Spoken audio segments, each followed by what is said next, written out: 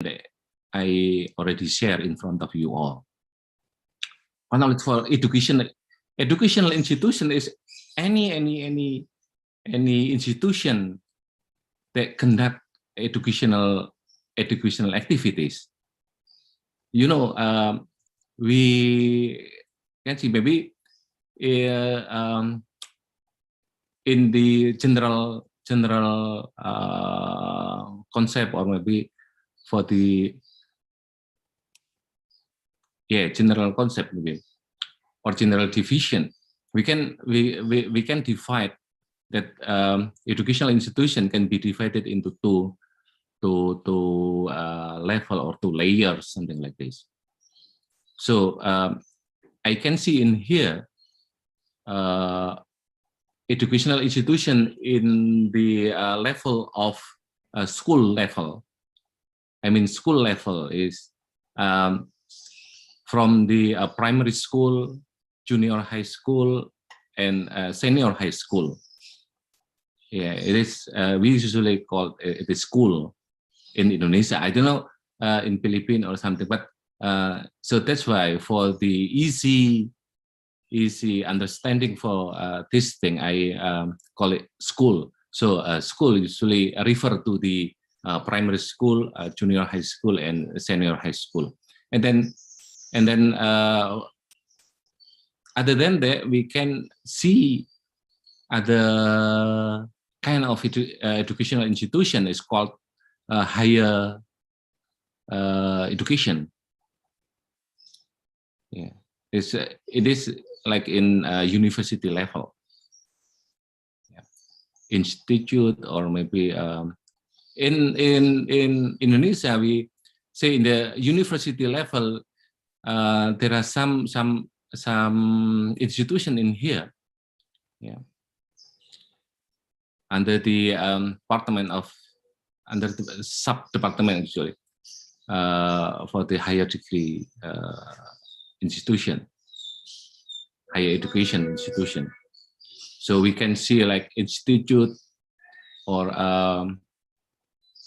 what is it called in English? High school, sekolah tinggi or something. It is like institute, but it is specifically in the particular field, particular discipline, and also academy or something like this. So it is included in the university level. So again, educational expenditure is fund allocated for educational institution. So educational institution in here again include school level.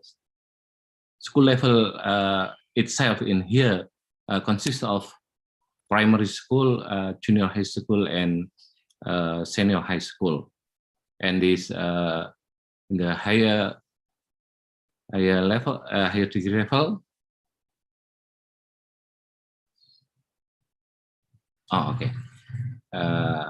Thank you, Dr. Sefer. Also give some explanation about the structure of education in Philippines. And also, I also give you some introduction. Under the school level, there is like preschool institution as well. It's called like kindergarten, or also before in the kindergarten in Indonesia. There is also there is preschool education. Like maybe now for children with age around 3 years old or something, they usually parents also send to the kind of school, something like this, like play group with very short time, around 2 hours duration or something every day.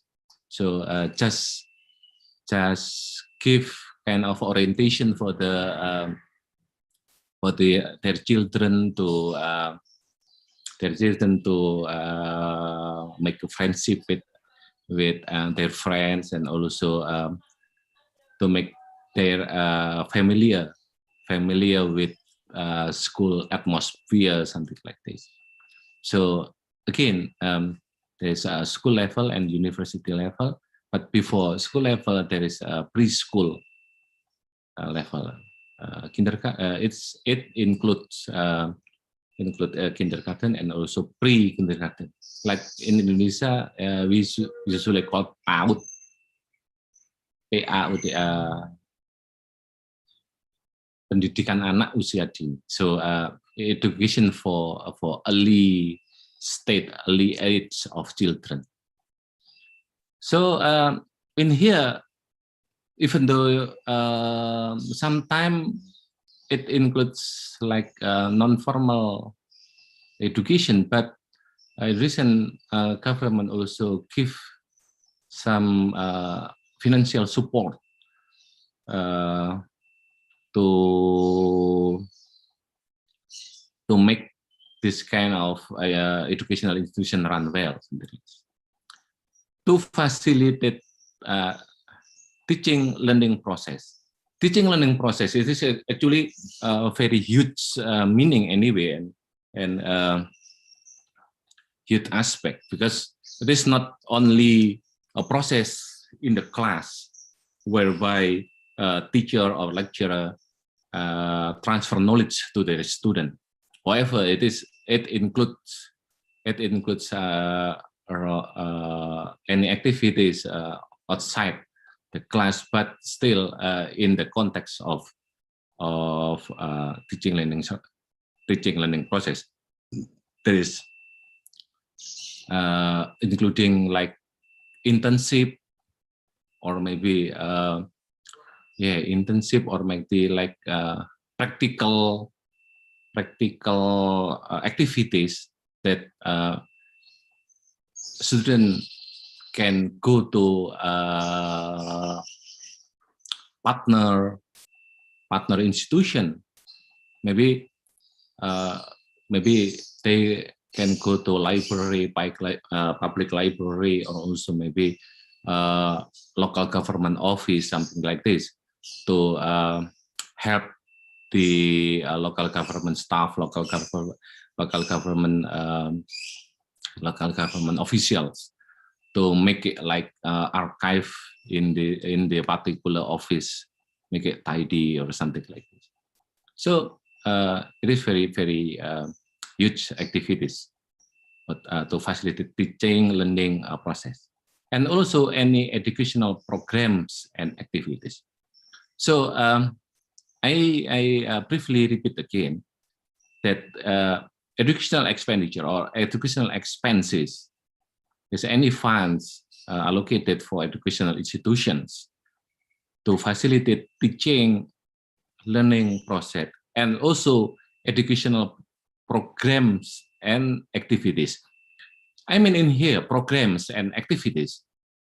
So I think I don't know exactly what people call in Philippines on nomenclature in Philippines, but in Indonesia there is like three dharma perguruan tinggi, like three aspect of higher education activities. So it is both teaching learning process, or teaching learning process, and then the second is research, and the third is community service. So teaching learning process in here, it is only one, actually one aspects of three aspects that I already mentioned earlier. So other than teaching learning process, also there is research and community service. So all of activities, program and activities simultaneously also in particular university, particularly for at the public educational institution, school and universities belong to government. It is supported by national funding, something like this, and also a local government fund as well. So maybe a little bit later, I will also talk about the kind of educational institution itself that is basically can be divided into two kind of educational institution, which are public educational institution. I mean, like a public school or public universities, or maybe we can say that educational institution belong to government. Obviously, for the public educational institution, something like this, the finance or budget allocated to those particular institutions are mostly provided by government. On the other hand, for the private educational institution, both at the school level and also at the university level, it is mostly provided by the private sectors in form of foundation commonly.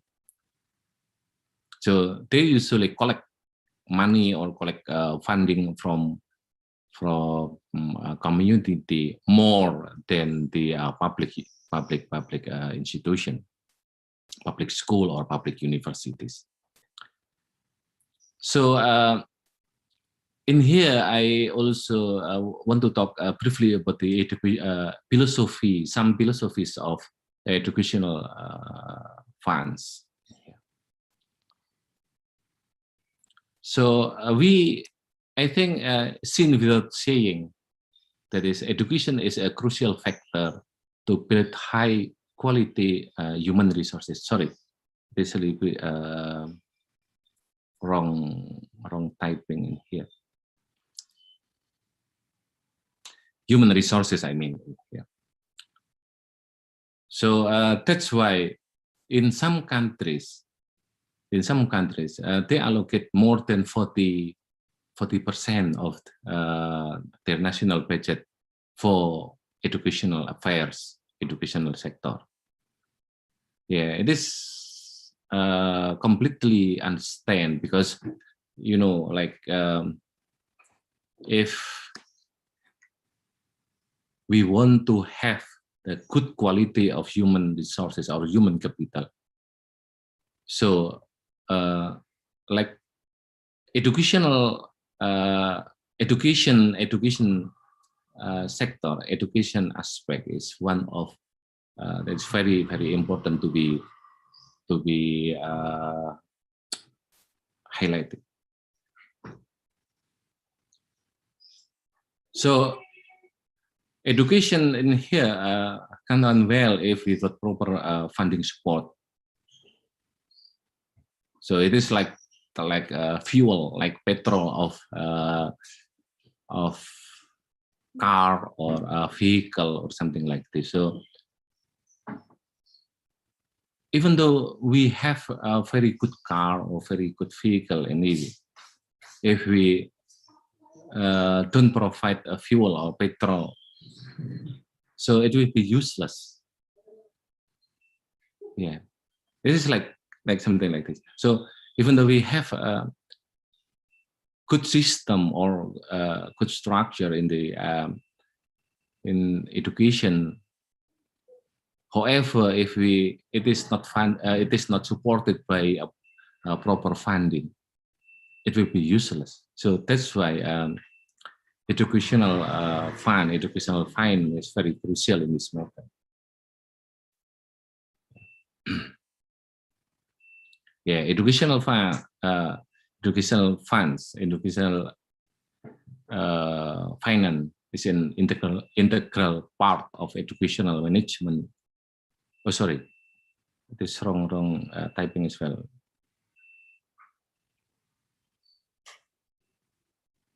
Educational financial management, actually. Yeah. So financial management in here. Financial management in here, it consists of like planning, from the basic concept of management theories. Management is always consists of planning, like planning, organizing, actuating, controlling, and so on and so forth. So in here, how planning, organizing, actuating, under controlling, or also like staffing, reporting, till budgeting, and so on and so forth. Yeah.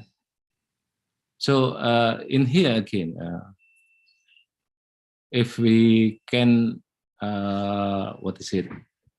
We can make it in detail about from the concept of management. It consists of budgeting as well. Yeah, budgeting as well. So in here, how to allocate budget, how to allocate proper funding for educational sectors. Yeah, it include in the topic of financial management of education. So education expenses are valuable investment to produce quality human capital for long-term period. So in here again, because of this understanding. So a little bit later in the second part of my presentation, I would also briefly tell you all about the policy and also strategies of Indonesian government, how to make sure that educational activities can run well with the support of from the in form of educational finance, something like that. So in here, it is again still the general concept regarding factors determining educational expenses. So first is size of educational institution. So let me see. But even though in general, as I mentioned before, that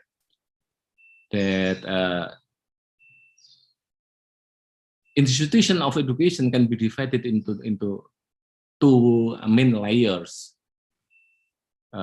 which is in the school level and university level or higher education level or something like this. So, but in university level itself, or maybe in the school level itself, the reputation or maybe the size of this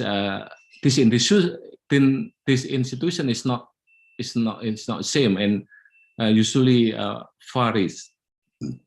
And usually we have various kind of size of educational institution anyway. So size of educational institution, we know that if we have small institution, obviously automatically we need not much money to finance this institution. So like give me some example. Brawijaya University itself, where I work for this kind of university. Brawijaya University is government-owned university, so it is the one of public universities in Indonesia. Now, in the national ranking, it around maybe five or fifth, yeah, in the fifth rank in the national level. And sometimes in with the different indicators or something, it can be a little bit better, or maybe in the fourth or third rank, or maybe with the different indicator a little bit worse as well. become like a seventh or something like this. So, but anyway, in overall, it is Brawijaya University include in the one of the top 10 universities in Indonesia. So now we have at least 4 campuses. So in the main campus, Brawijaya University is around. I'm not sure now the wide the area of this thing. And then we have a second campus, maybe around 5 kilometers from the main campus, and then the third campus located in other local government. It's called Kediri Regency something. It is around 100 kilometers away from Malang. So Brawijaya University, we have a main campus located in Malang City, and then the second campus located at in Malang City as well, but around 5 kilometers away from the main campus, and then the third campus located at Kediri Regency, which is it is in the same province, but at the different local government. It is around 120 kilometers or 120 kilometers or something like this from the main campus. And then also we have fourth campus as well. Fourth campus is located at capital of Indonesia, which is in Jakarta. Even though maybe maybe 2 or 3 years later, the capital of Indonesia will move to other city, other island. So as you know that Indonesia is archipelago, and then we have more than 17 big and small island, and then however we can say that there is 5 main island in Indonesia. Main 5 biggest island in Indonesia. From this these biggest 5 the biggest island, 5 biggest island. The smallest island is Java Island. So in here we are located in Java Island. So it is very crowded, and then very high population as well. Jakarta, Surabaya, Bandung, including Malang, is located in Java Island. So again, size of educational institution in here influence very much about how much money, how much budget we have to provide. And Brawijaya University now become a little bit bigger, because we just convert from the status of like from previously Brawijaya University purely as a university owned by government. Yeah, that is managed like a government institution or something like this. Now become government owned universities, but the management is different, because now it's like what is it called, enterprise like managed university. So Brawijaya now is managed like enterprise. Still in here, Brawijaya University still receive still accept a lot of funding or a lot of support from Indonesian government. However, in the daily business, they manage as like as if enterprise, something like private enterprise, something like this. Okay, so that's why it is size of educational institution or something is really influence to the amount of budget we have to provide.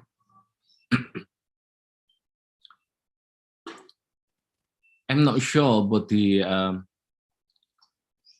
the amount of funds or budget for the Brawijaya University overall. However, I do believe that it more than 1 trillion rupiah. 1 trillion rupiah. This is huge money.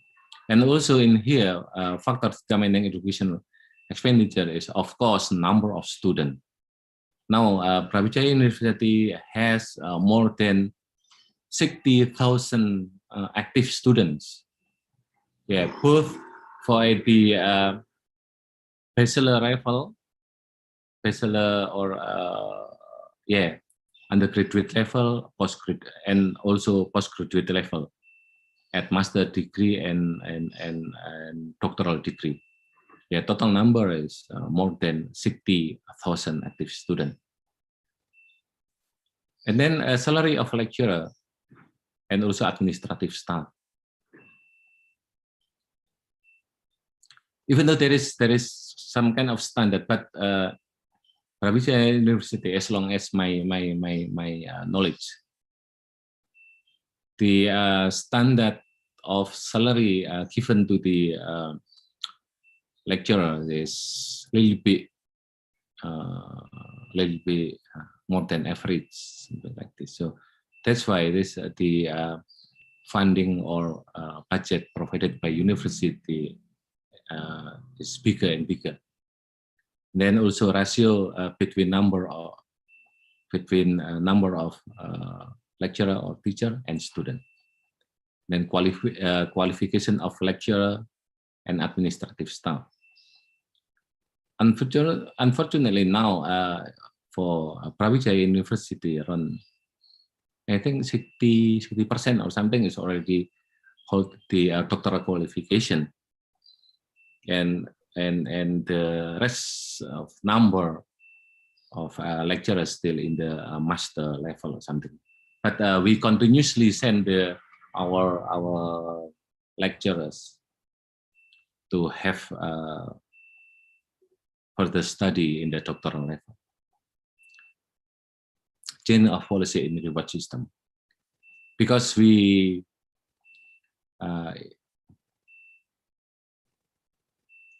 not only public institution, I mean public school or public university, even though they are private university, private school, they have to obey, they have to consider the policy issued by Indonesian government regarding the reward system. So there is minimum level of reward have to give to the lecturer or teacher or something. So we have to obey. Yeah, we have to comply with this kind of policy. And other thing that other factors determining educational expenditures about geographical condition, political condition, educational level. It is very obvious. That is budget provided for the school level with the university level is obviously completely different. However, maybe I can see in here there is kind of maybe like anomaly in here. There is in university level, like in Brawijaya University, or specifically in the faculty where I work now. It's called Faculty of Administrative Science. For the undergraduate level or bachelor level, bachelor study, yeah, like you, or it is the tuition fee have to be paid by student. The biggest amount is around 7 million rupiah, something like that. It is for one semester, for six months. However, for the some particular private school, yeah, they quote tuition fee, even though it is in junior high level, yeah, junior high school level or senior high school level or something. Yeah, they quote a monthly tuition fee around 6 million or something. Yeah, it is similar to the tuition fee paid by university student for one semester. Again, on the other hand, for the senior high school student, they have to pay for around 6 million or something for 1 month. Yeah, it is for private school. They apply kind of standard, and then they usually the student of this particular school, they usually come from the like special community or something. That usually coming from the have community, very wealth people or something. They usually send to the private university with a very high good quality, and then also, but consequently they have to pay much more tuition fee as well. Geographical condition, or we can argue that this factor is like very very influence determining the amount of tuition fee they have to pay.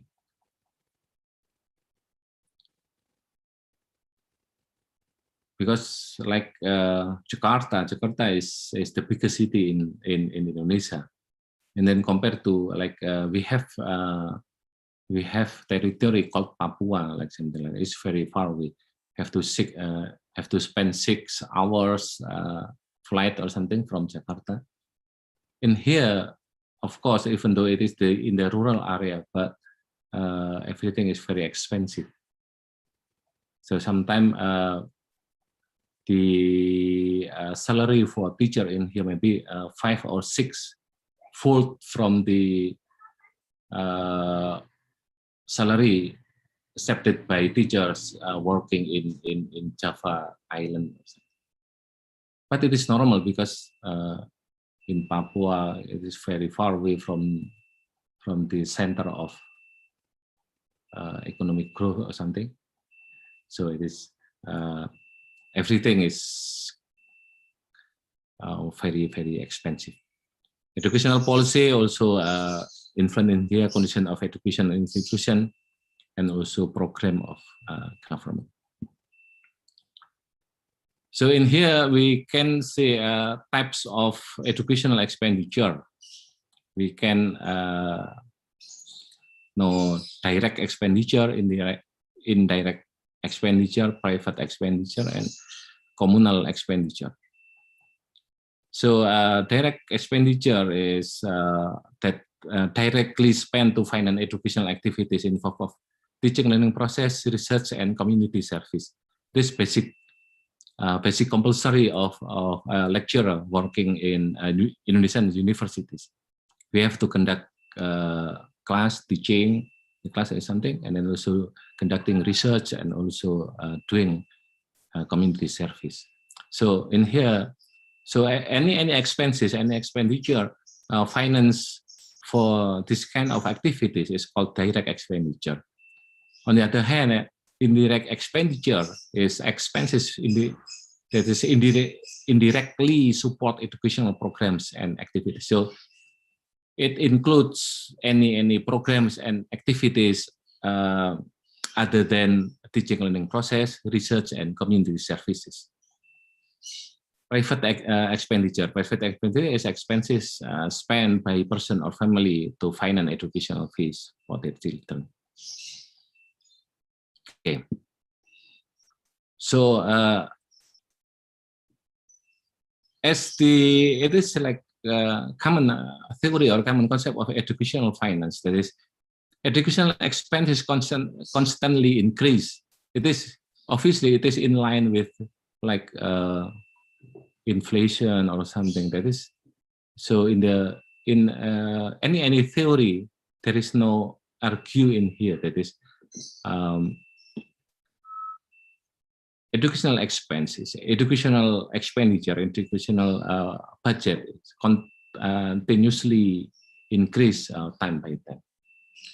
And then also the biggest portion of educational expenditure is allocated for human resources component. So for paying salary and also finance any program to build capacity to build capacity of the lecturer or administrative and so on and so forth. They usually it is what is it? It accept or maybe it absorb the biggest portion of educational funding. So unit cost of education continuously increase in line with a level of education.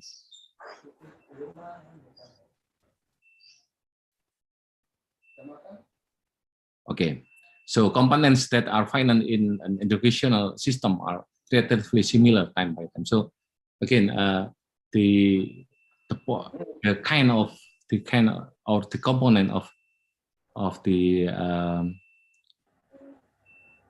education finance. So in here, I will briefly as well about the component of educational expenses in here. We can see like for the teaching learning process is in here is the biggest portion. Also student activity for finance student activities, and then capacity building for lecturer or teacher, capacity building for administrative staff, building in educational institution. Yeah, it is, I mean, it is like to build kind of classes or laboratory or something like this. Procuring devices for teaching learning process. Prosperity of human resources, it is a very sensitive issue as well.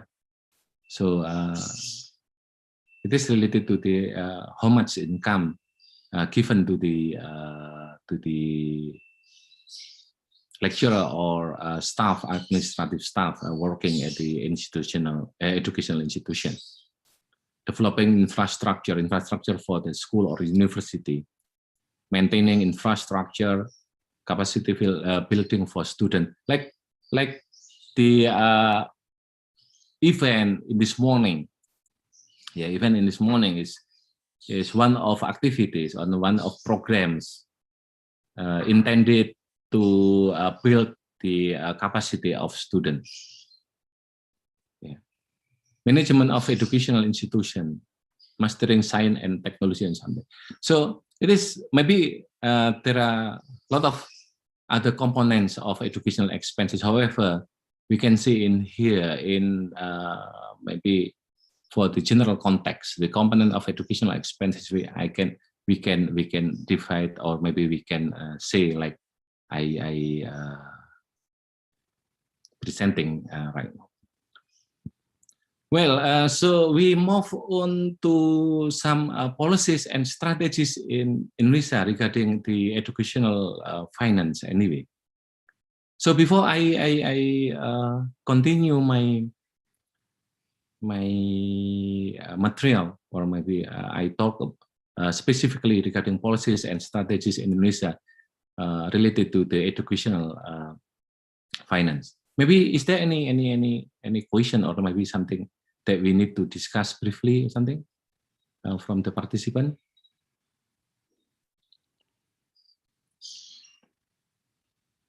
Because we have a very limited time. My time is until 10 a.m. in Jakarta time, so I have 4-minute rest, so not long at all. Okay, while waiting for responses from the student or from the participant in this event. So I would like to briefly explain about the policies and also practices applied in Indonesian circumstance, Indonesian atmosphere regarding educational finance. So our constitution, basic constitution, is called Undang-Undang Dasar 45. Okay. In here, it is actually the result of amendment from the original version of the our constitution. Yeah.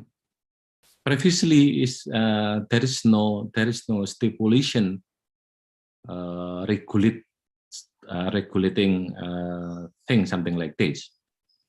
However, after amendment of our constitution, it happens in the early 2000 after the collapse of regime led by President Suharto.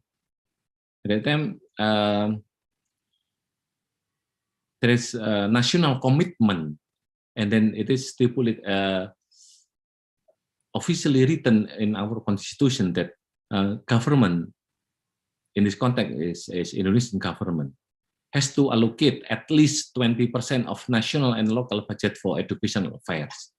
It is very huge money, huge budgets anyway. So right now, in every year, national budget and also local government budget have to allocate at least 20% of those budgets.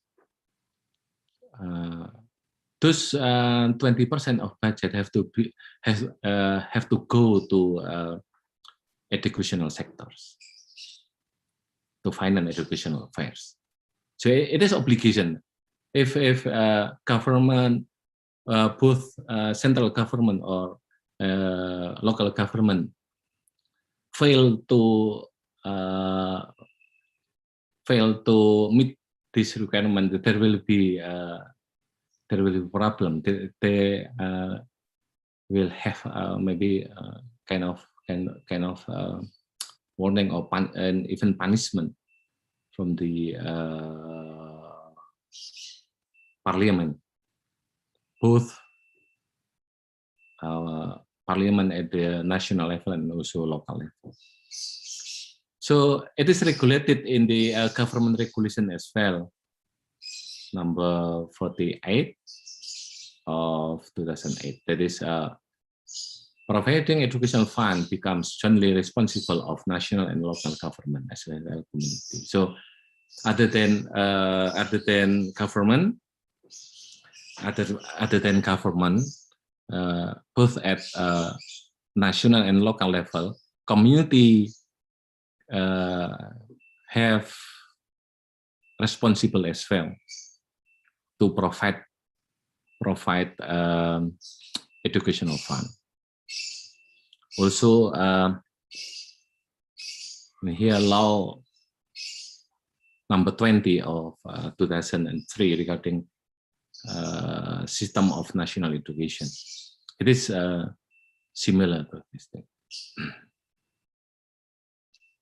So now Indonesia applies kind of policy is called wajib belajar or compulsory education for the duration of 12 years.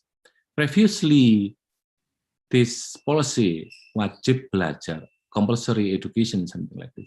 So in here, Indonesian government obligate all Indonesian people with age 6 years old until 18 years old. They have to go to school. It is obligation. Yeah, it is obligation. So 12 years compulsory education consists of 6 years for primary school level. Yeah, primary school level in Indonesia, it consists of 6 years.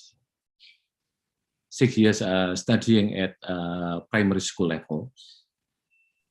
I don't know in Philippines how many years in primary school.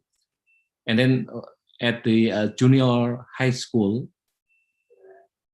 it is the duration is 3 years. And then go to the next level, it's called senior high school level, for the duration of 3 years as well. So it is maybe each country has different structure or different scheme of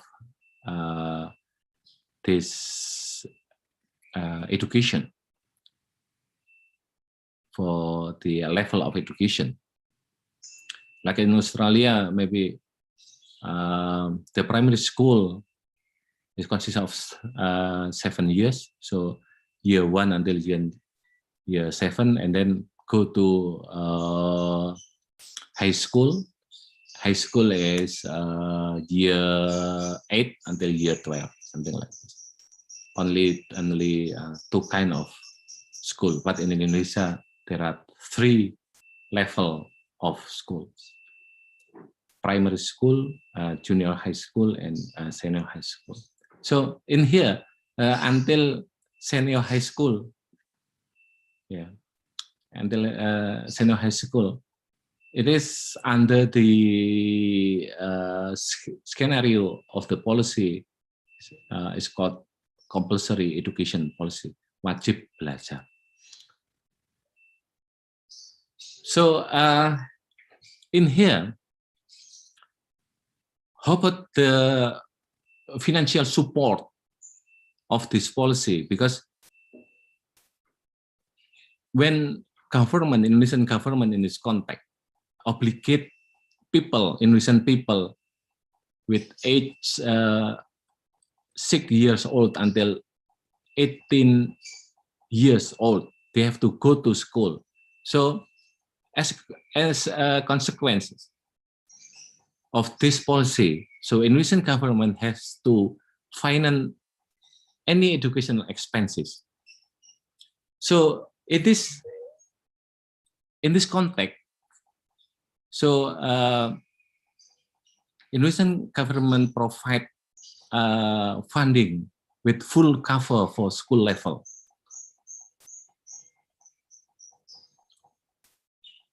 I repeat again. If I say school level, it means that from primary school until senior high school, it is fully covered by funds provided by government. Yeah. So the financial support provided by Indonesian government in this context is in form of BOS in here. It's very easy acronym actually, BOS. It's called Bantuan Operasional Sekolah or School Operational Aids. Yeah, School Operational Aids.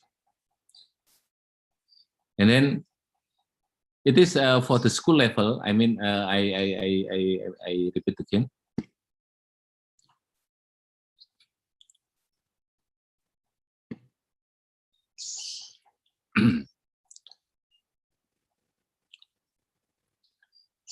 For the school level again, it is the financial support from the government is in form of school operational aid or bantuan operasional sekolah. And then in the higher education level, in the university level, Indonesian government also provide kind of subsidy and scholarship for the. I will explain a little bit later about the at the higher education level. So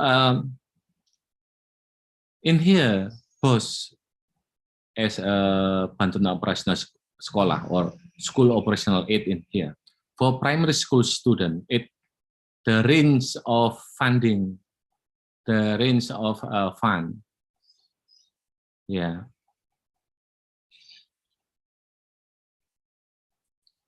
The range of fund provided by Indonesian government is from 900,000 until 1,000,000 and 960,000 per student per year, and then also. BOS for junior high school students, it is from 1,100,000 until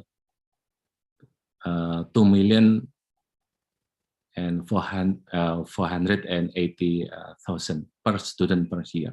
While on the other hand, for sorry, it is senior high school. It is wrong typing as well. Senior high school, yeah. The range from 1,500,000 to 3,470,000 per student per year. So it depends on the location and geographical condition, and so. Mostly in Java Island, usually the amount of BOS, dana BOS fund provided by Indonesian government, usually in the lowest level, but in the particular location, particular territory that maybe it is called usually in bahasa Indonesia we say like daerah terluar, tertinggal 3T, three characteristic of this. Usually the biggest amount will be provided by those particular student.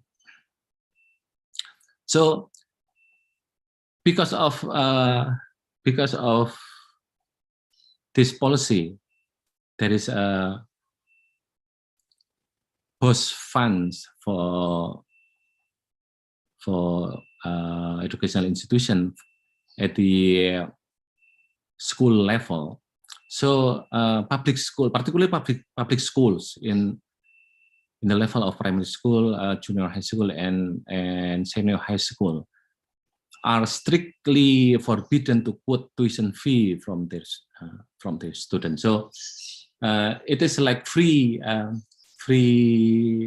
tuition fee for students studying at a public school. However, on the other hand, for the private school, they are still allowed to put particular tuition fee or something from the student, but not really high amount. But again, for public school, it's strictly forbidden. Well, before I continue to the next slide, I will read briefly about what is it? The feedback, comment from Bapak Imam Mahmudi. Yeah, I will this in the chat room. In the context at management objective, the production. We are concerned with Indonesia schools, university, especially in subsidies, rural areas, on the principle on efficiency or effectiveness. In practice, we found some institutions confront some dilemmatic problem of both principles. The question is, which one comes first? Efficiency in monetary budget or effectiveness, even though the institutions spending out the tolerance to get objective. Yeah, it is a little bit complicated question arised by Imam. Hang on, I will read one more. In practice, we found some institutions confront some dilemmatic problem of both principles. Question, which one comes first, efficiency or effectiveness? Okay, Pak Imam. So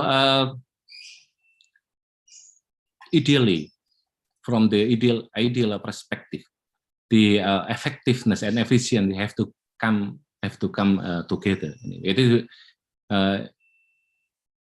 even though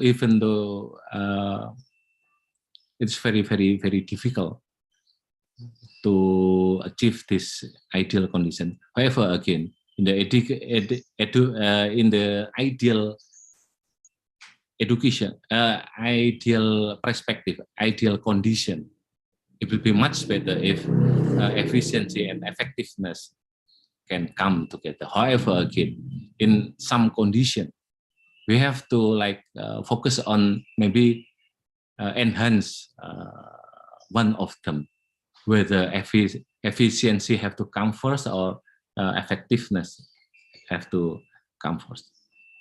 So if I'm not mistaken, based on my experiences or maybe my observation,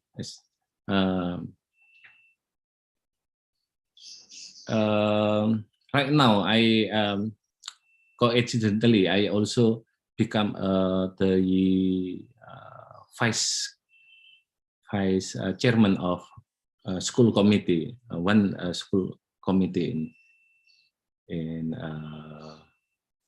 local government, in my local government where I live, and also I become the vice chairman of educational board of local government, Dewan Pendidikan. Yes, based on my experiences or my observation, usually in here when there is problematic about the efficiency and effectiveness, usually we teachers or maybe staff in school usually more focus on how to achieve the goal. It means that they more focus on effectiveness. I mean to achieve the goal. So they usually because the first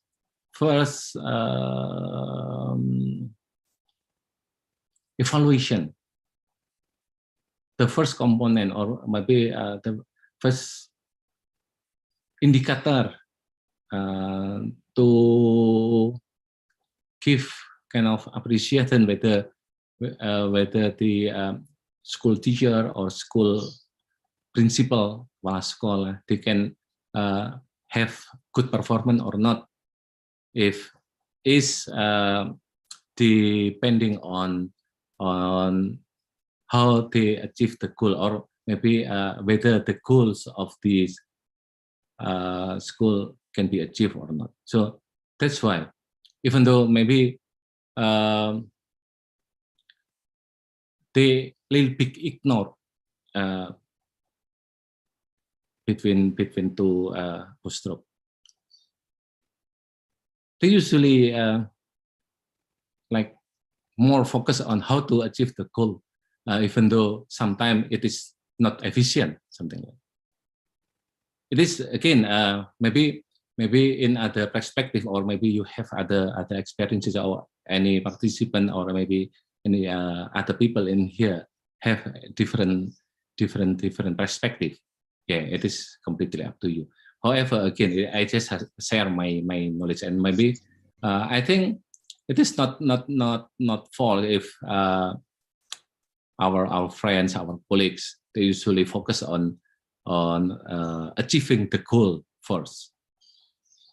Yeah. Even though sometimes it not comply with efficiency principle. Like in the pandemic situation, something like this, a lot of schools suddenly, even though they are not ready, they were not ready maybe 2 years ago, when suddenly this pandemic because of COVID-19 suddenly hit us. They were not ready. We were not ready at all to apply kind of online teaching learning process or something. But teaching learning process is have to run in any way, in any way. So that's why even though sometimes they call it is costly for our school. It is costly for our school because they don't have any budget allocation for providing internet, both for lecturer, teachers, and students, and so on and so forth. But they just focus on how to make this teaching learning process in any condition have to be conducted. So in here, in my opinion, in my perspective, effectiveness is will become first compared to efficiency. However, and maybe in other condition, maybe in efficiency, maybe become the first consideration. Well, it is maybe my comment. Maybe if there is other rest of time, maybe we can discuss it again. So I would like to again for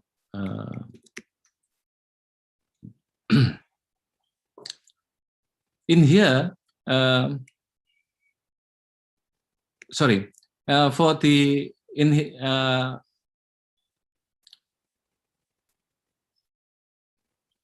after then dana post, after then post fund, actually there is other scheme, other scenario, other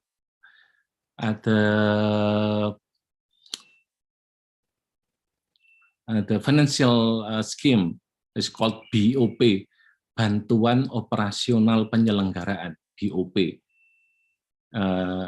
Financial aid for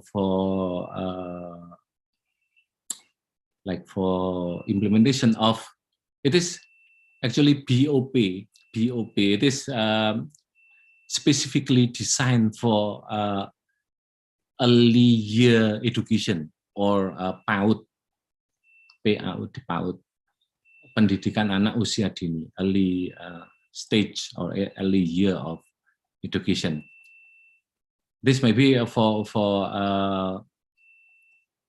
educational institution below primary school, I think. Yeah, this kindergarten and also like yeah, kindergarten and also some other educational institution similar to this. BOP, it is similar to dana BOS actually. That is provided for PAUD, early year educational institution. So basically, BOS in here is not allocated for developing infrastructure, like buying maybe if there is a classroom broken, or maybe there is a school building that is already broken or something. We school is not allowed to use BOS fund for rebuilding this kind of damage or something like this. So BOS fund in here is mostly for the operational thing, for teaching learning process in here, including maybe in some 20% or something. It is allowed to use dana BOS for paying the like special teacher, like what is it? Not permanent teacher, like temporary teacher, because of needs by particular school who have lacked the number of permanent teacher. They usually recruit some temporary teacher. So it is one of the aspect that can finance by BOS. And then also maybe this actually for teaching learning process in the school, both at the primary school, junior high school, and senior primary school. So if there is a problem for infrastructure or something in the educational institution, so it will be funded by other scheme, is called dana alokasi khusus or special allocation fund. Special DAK or special allocation fund is actually part of balancing fund. Balancing fund is a scheme of transfer fund, like transfer funds transferred or budget transferred by national government to the local governments.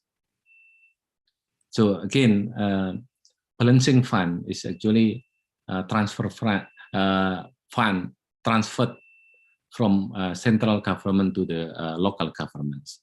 So balancing fund itself consists of three kind of fund.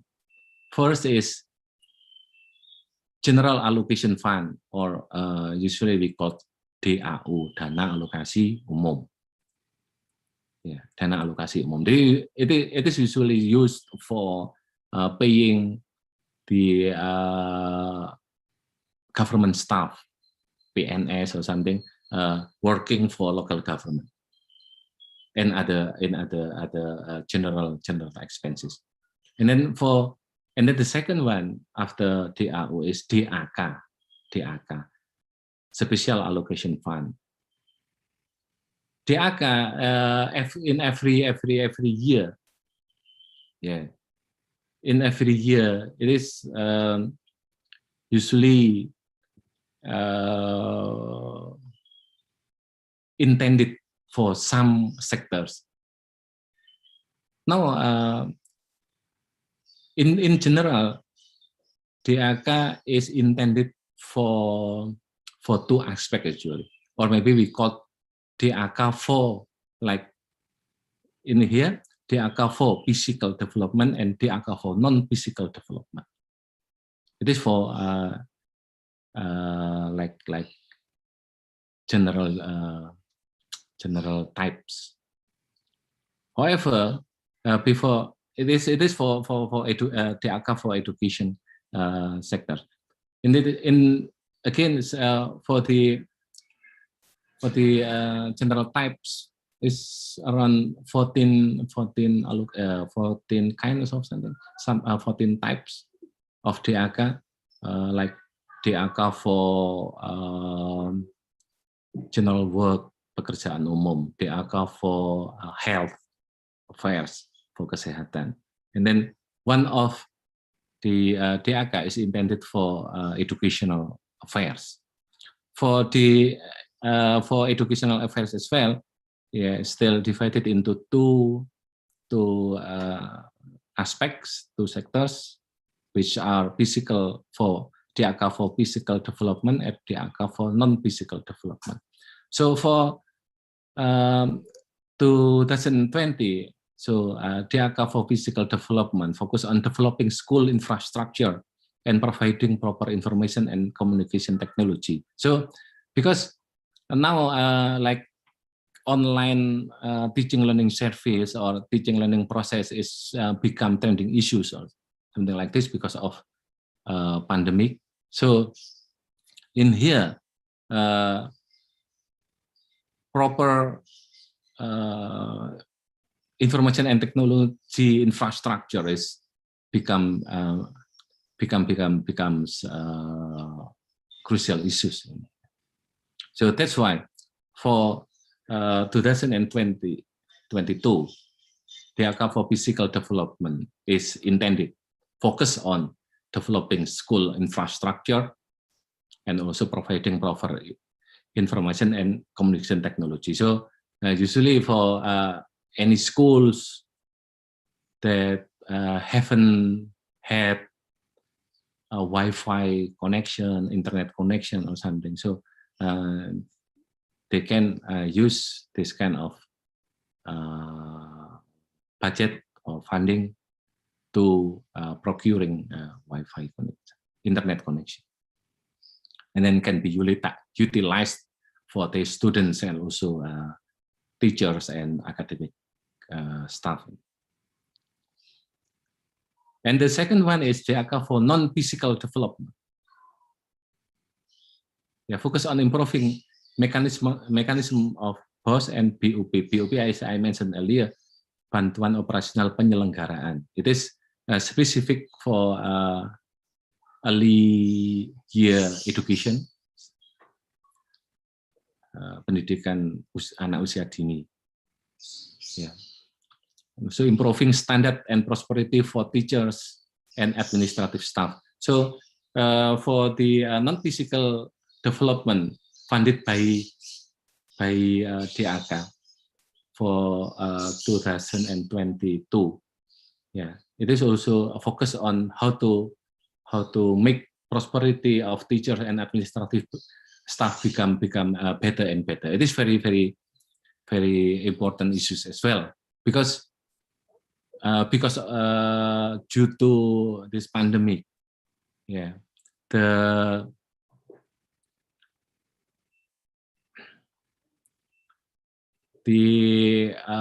everything is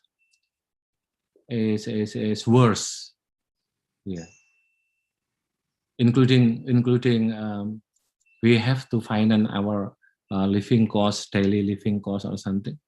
It will be is difficult as well. So that's why in order to not make it worse,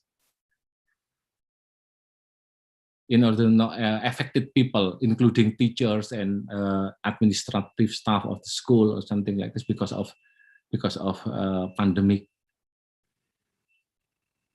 Government try to maintain the level of the prosperity of the teacher and also academic staff. So that's why it is instructed by our minister, the education minister, that is DAK for 2020 intends to improve standard of prosperity for teacher and administrative staff. Well, the last scheme of the finance provided by Indonesian government, it is for the university level. That previously I already mentioned before, like dana BOS, BOS, bantuan operasional sekolah, school operational aid, and also DAK or something like this. They usually specifically intended to the school level. I mean, from the primary school, junior high school, and also senior high school. And in here, I can briefly as well explain about the BOPTN, Bantuan Operasional Perguruan Tinggi Negeri, or we can say operational aid for public universities. Yeah, it is the name of the scheme is a little bit tricky anyway, because in here BOPTN, PTN refer to the perguruan tinggi negeri. I mean, it is perguruan tinggi is universities. University negeri belong to government. So refer to this nomenclature. It is as if like this scheme is exclusively intended for public universities. However, in fact, BOPTN, even though the name is BOPTN, Operational Aid for Public University, in fact, it includes operational aid for private university as well. So BOPTN in here also have good huge allocation of funding. Yeah, BOPTN. I can mention that is hang on. So BOS in here, BOS dana BOS. Indonesian government for the 2021 and 2022. I can mention that is not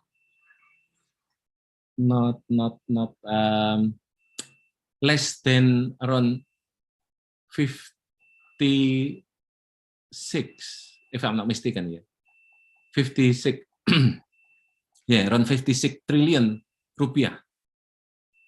Yeah, it is budget allocated for dana BOS, and also for DAK, both physical DAK or non-physical DAK.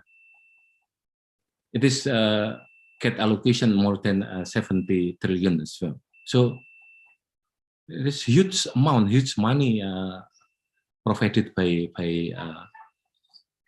Indonesian government for supporting education affairs. So BOPTN in here also a huge amount of money have been allocated by Indonesian government to support the operational of the university. Again, scheme of BOPTN in here is divided into two scheme. What is it? Two sector, two aspect.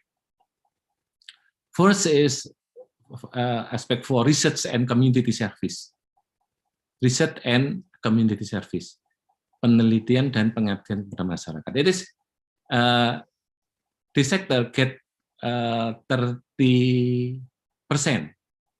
of PUPTN. So again, 30% of PUPTN is allocated for research and community service. It is allocated for both public universities and private universities. So I can say that both public universities and private universities can apply proposal to get this this funding. Yeah. Both public universities like Brawijaya University and other university, private university belong to like foundation or something, can apply the to get financial support from this scheme. And then the second scheme in here, the second aspect is for non-research and community service. Yeah, for non-research and community service. For it is allocated around 70%. 70% of this scheme, PUPTN, is allocated for non-research and community service. So it is like there is 14 posts, if I'm not mistaken, about like maintaining assets, teaching learning process, procuring literatures, quality assurance, student activities, develop, and so on and so forth. Until financing university hospital, it can get allocation approximately 70%.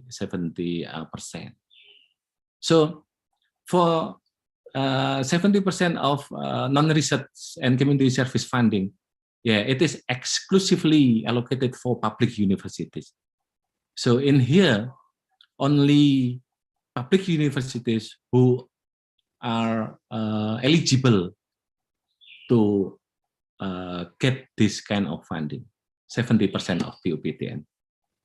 However, on the other hand, again, I repeat that 30% of PUPTN can be accessed both by both university, by both public university and private universities.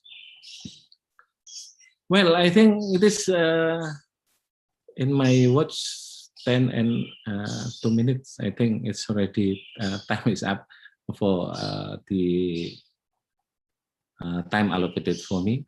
Then maybe, and also sorry for you guys. Maybe again, if any question or feedback, response, and so on and so forth that maybe need to be discussed, we can do it a little bit later if we have time. Because again, time allocated for me is already up. Okay, maybe for the next step, I don't know what we have to do. Maybe I will give it back to the committee. Maybe Pak Aulia Lukman or something. Thank you. Yeah, thank you very much for Dr. Fadila Amin for a wonderful explanation about the world of finance management, especially in the educational institutions, from basic education until the higher education level. So I think that's it for the first session. So once again, thank you very much, Pak Fadila Amin, for joining with us. I hope to see you again in the next, in the future sessions with us, with both of us. Yeah. Thank you. Thank you very much. And for the participants, we are going to have a break until 10:30 before we enter the second session that will be delivered by Dr.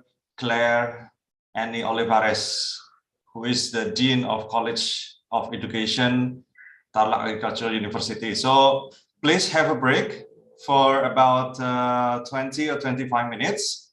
In the meantime, I will share with you the form of attendance. Yeah, if you would like to fill in, then please feel free to fill in the form. Yeah. All right. Thank you very much, Pak Amin. Thank you. Goodbye. Okay, apologize if there is any mistake or any something not. Yeah, of course. Yeah, later we will have another forum with Dr. Amin. Yeah. Okay.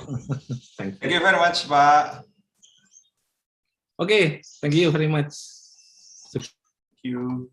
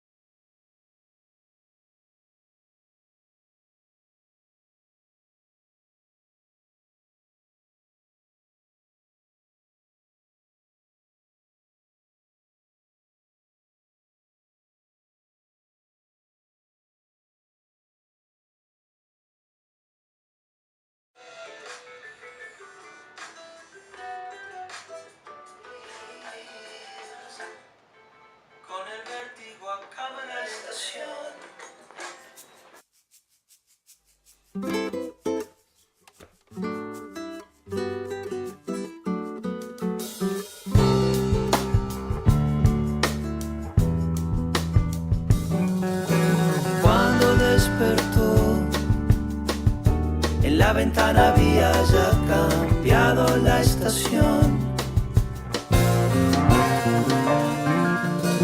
Ni siquiera sé tu nombre.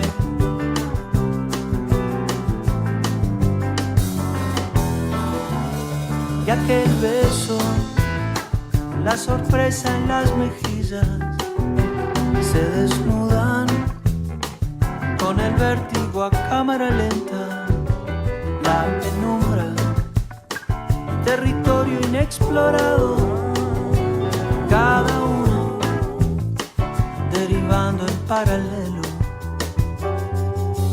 Cuando despertó,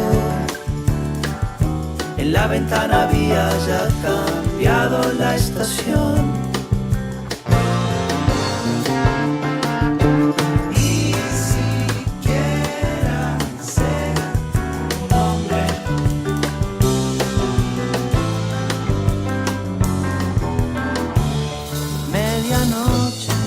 Como si eso fuera todo,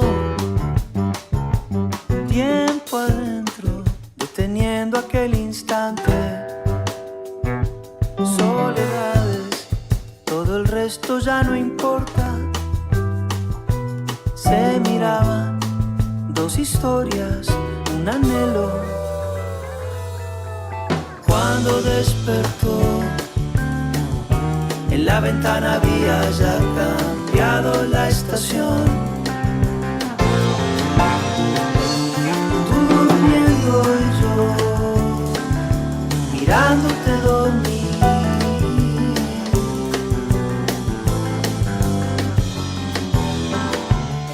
Cuatro manos, la piel y aquel perfume nuevo. Dos bocas se acompasan sin un solo punto de contacto, sus pupilas recogiendo las esquirlas. Dos extraños y la ropa revuelta en el piso.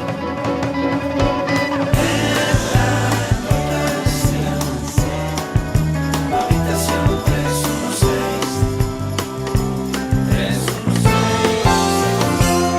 Tú durmiendo y yo mirándote dormir.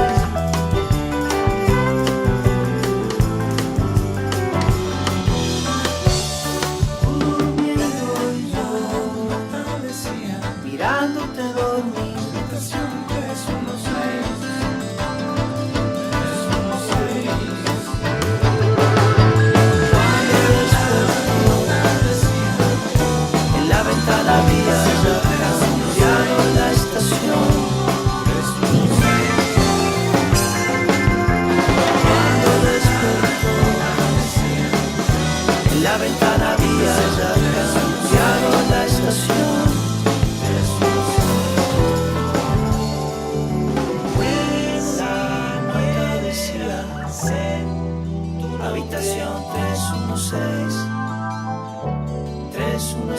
days.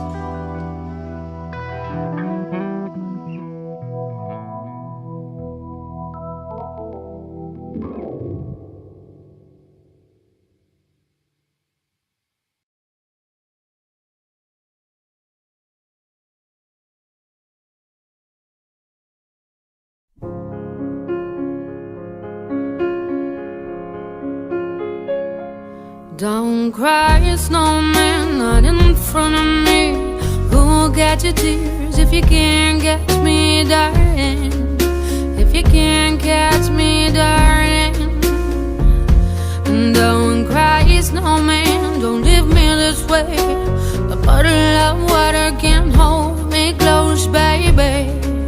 Can't hold me close, baby.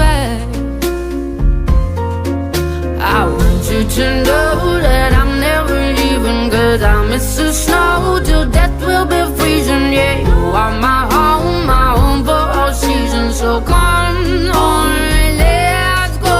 Let's go below zero and hide from the sun. I love you forever, oh, we'll have some fun. Yes, let's hit the North Pole and live happily. Please don't cry no tears now, it's Christmas, baby. My snowman and me. My snowman and me, baby.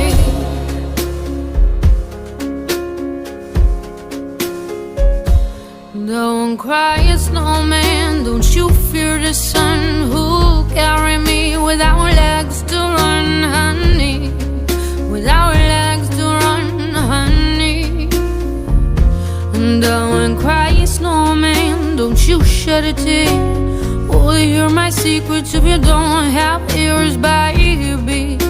If you don't have ears, baby. I want you to know that I'm never leaving, 'cause I miss the snow till death will be freezing. Yeah, you are my home for all seasons. So come on, let's go. Let's go below zero and hide from the sun. I love you forever, oh, we'll have some fun. Yes, let's hit the North Pole and live happily. Please don't cry no tears now, it's Christmas, baby. My snowman and me. My snowman.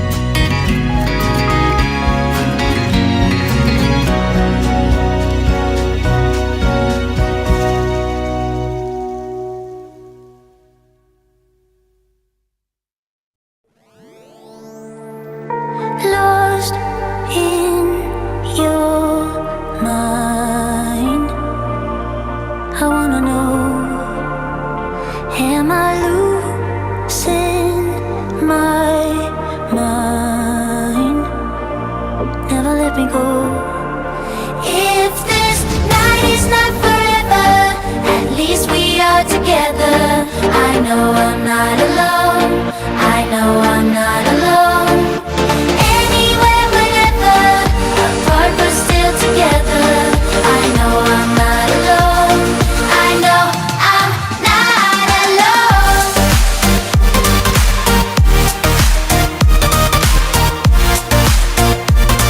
I know I'm not alone.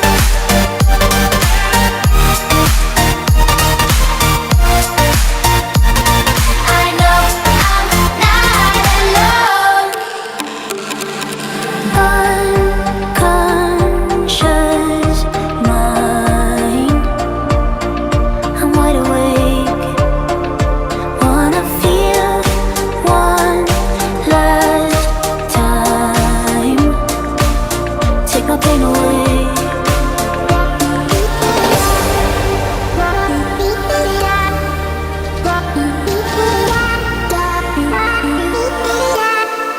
If this night is not forever, at least we are together. I know I'm not alone. I know I'm not alone. Anywhere, whenever, apart but still together. I know I'm not alone. I know I'm not alone.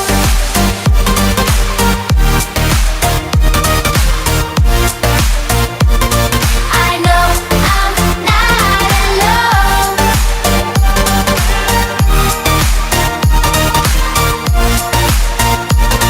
I know I'm not alone. I'm not alone. I'm not alone. I'm not alone. I'm not alone. I'm not alone.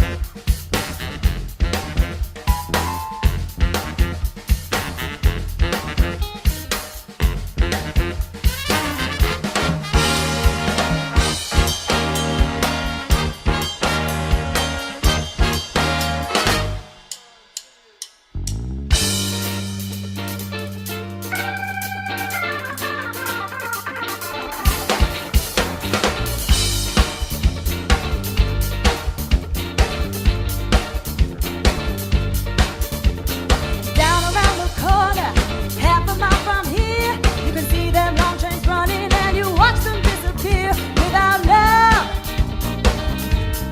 where would you be now? Without love,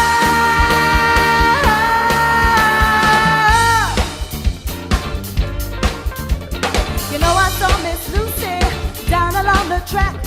She lost her home and her family and she won't be coming back. Without love, where would you be now? Without love, well, the Illinois Central and the Southern Central Freight, you got to keep on pushing, mama, you know they're running late. Without love, where would you be now?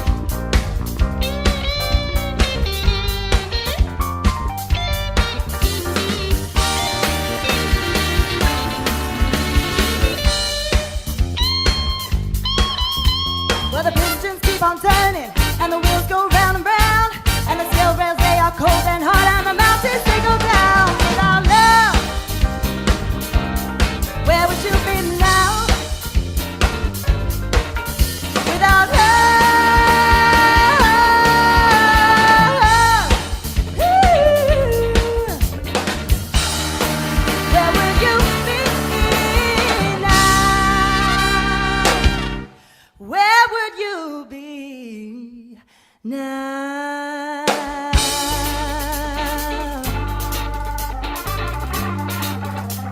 You got to keep on moving. Keep on moving up. Keep on moving up. Keep on moving up. Keep on moving up. Keep on moving up. Keep on moving up. Keep on moving up. Without love,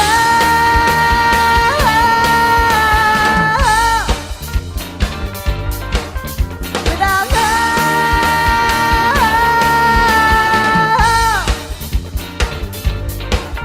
without love.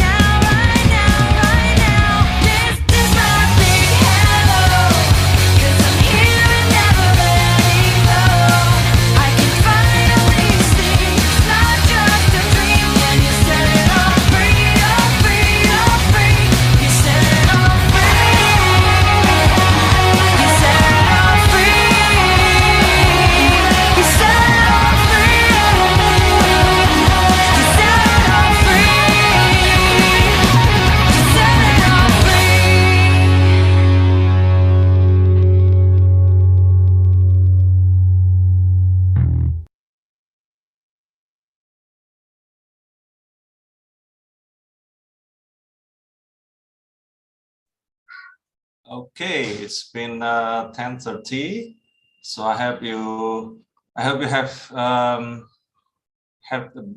moment break by having snacks or some drinks, yeah, before we go on to the next session. And for the next session, we will have a lecture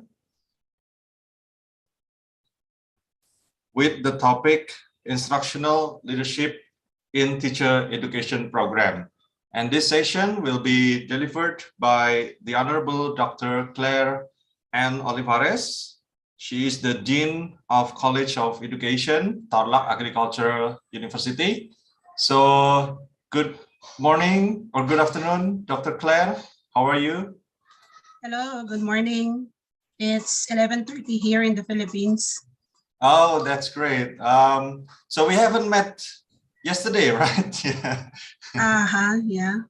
So on behalf of the program and the faculty, I hope this will be the starting program, yeah, for our further collaboration between the two organizations.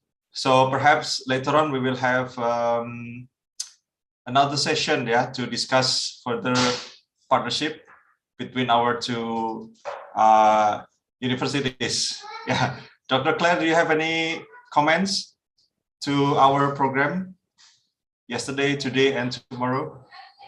Yeah, thank you very much. I am very pleased and honored actually to be part of this engagement. I'm looking forward to a more productive partnership with Brawijaya University. All right, thank you very much. So I believe you have ready with your material. You have time until 12 p.m. or 1 p.m. of your time. So in the meantime, time is yours, Dr. Claire. Thank you very much, Sir Assis.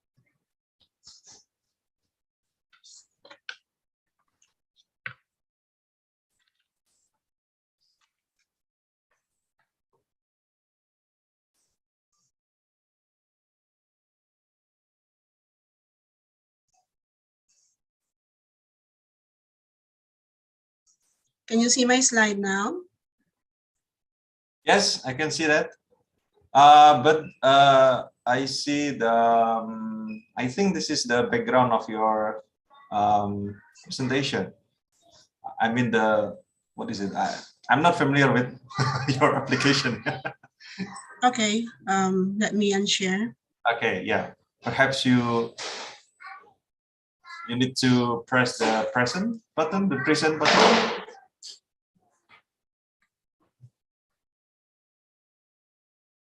There, can you see my screen now? Okay, wonderful. Yes. Thank you very much and good morning once again. I am very pleased, as I've said, to be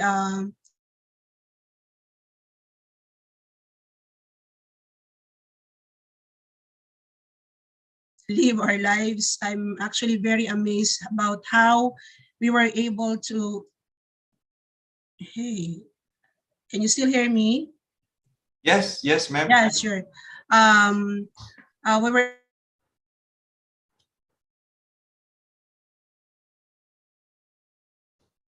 and time. And in fact, our internationalization engagement actually has grown dramatically during the past 2 years. And I am very glad to be a part of these engagements, okay? So today I'll be walking you through the what, the how, and the why of instructional leadership as it applies to our teacher education program in the Philippines. As before we start, okay, the job of educational leaders today is extremely complex, and instructional leadership is actually a significant part of a leader's job.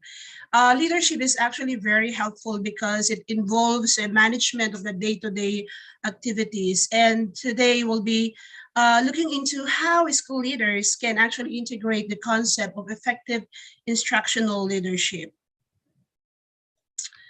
So in my screen, Before we begin with the lecture, in my screen, you can see an analogy, different analogies of leadership, where leadership is likened to a ripple, a tree, or a spider web.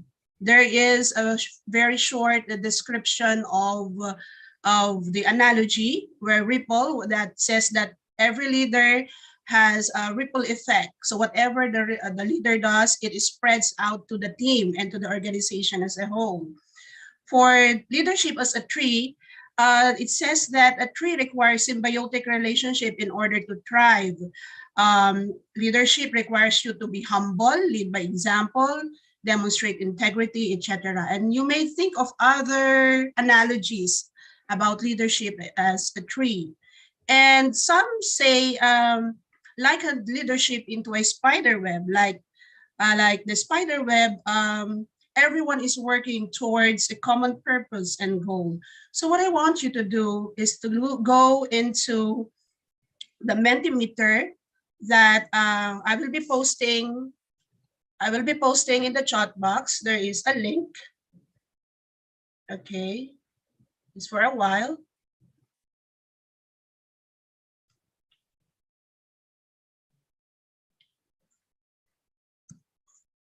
Okay, in the chat box is a Mentimeter link that you will click. And for us, because I want you to see in which part, okay, in which analogy does you resonate, that your personal concept of leadership resonate most, okay? Are you a tree, a ripple, or a spider web?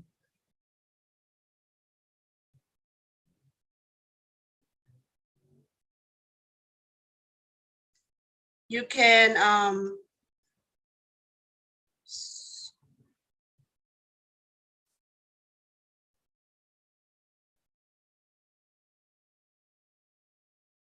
okay, so here are your answers. Can you see your response? Yes.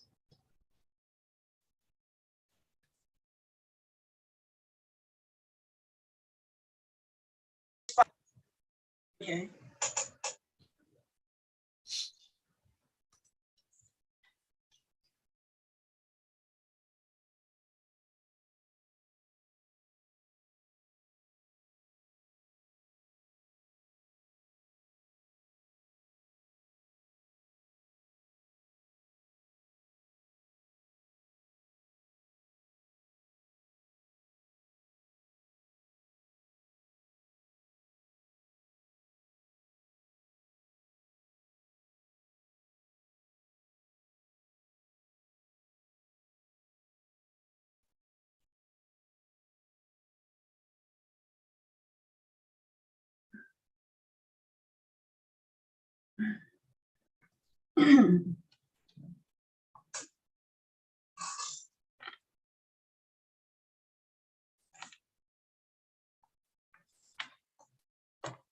I believe there are 200 of you in this there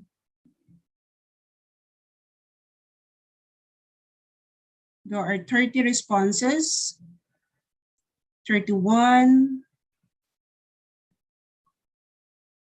You can add up to the analogies that I have presented. If you can think of another analogy that resonates with you, just imagine, be creative and have fun about this one.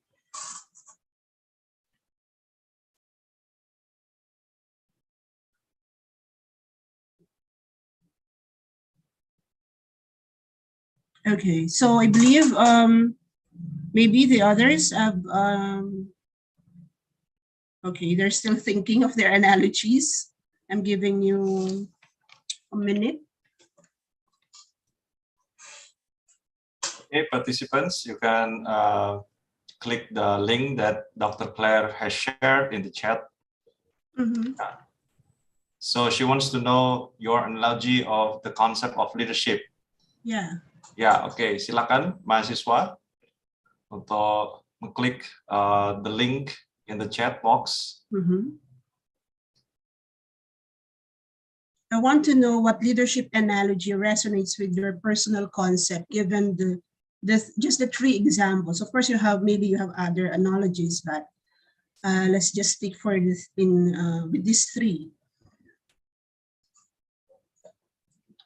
So I see that a lot of those responses, a lot of you resonates with the analogies of leadership as a tree. Okay, there are 31 responses here, followed by the spider web, and there were 6 who said that their personal concept of leadership corresponds to that of a ripple. So thank you very much for your participation.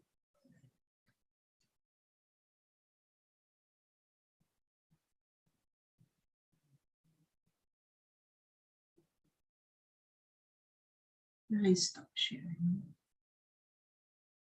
Now I will go back to my slide.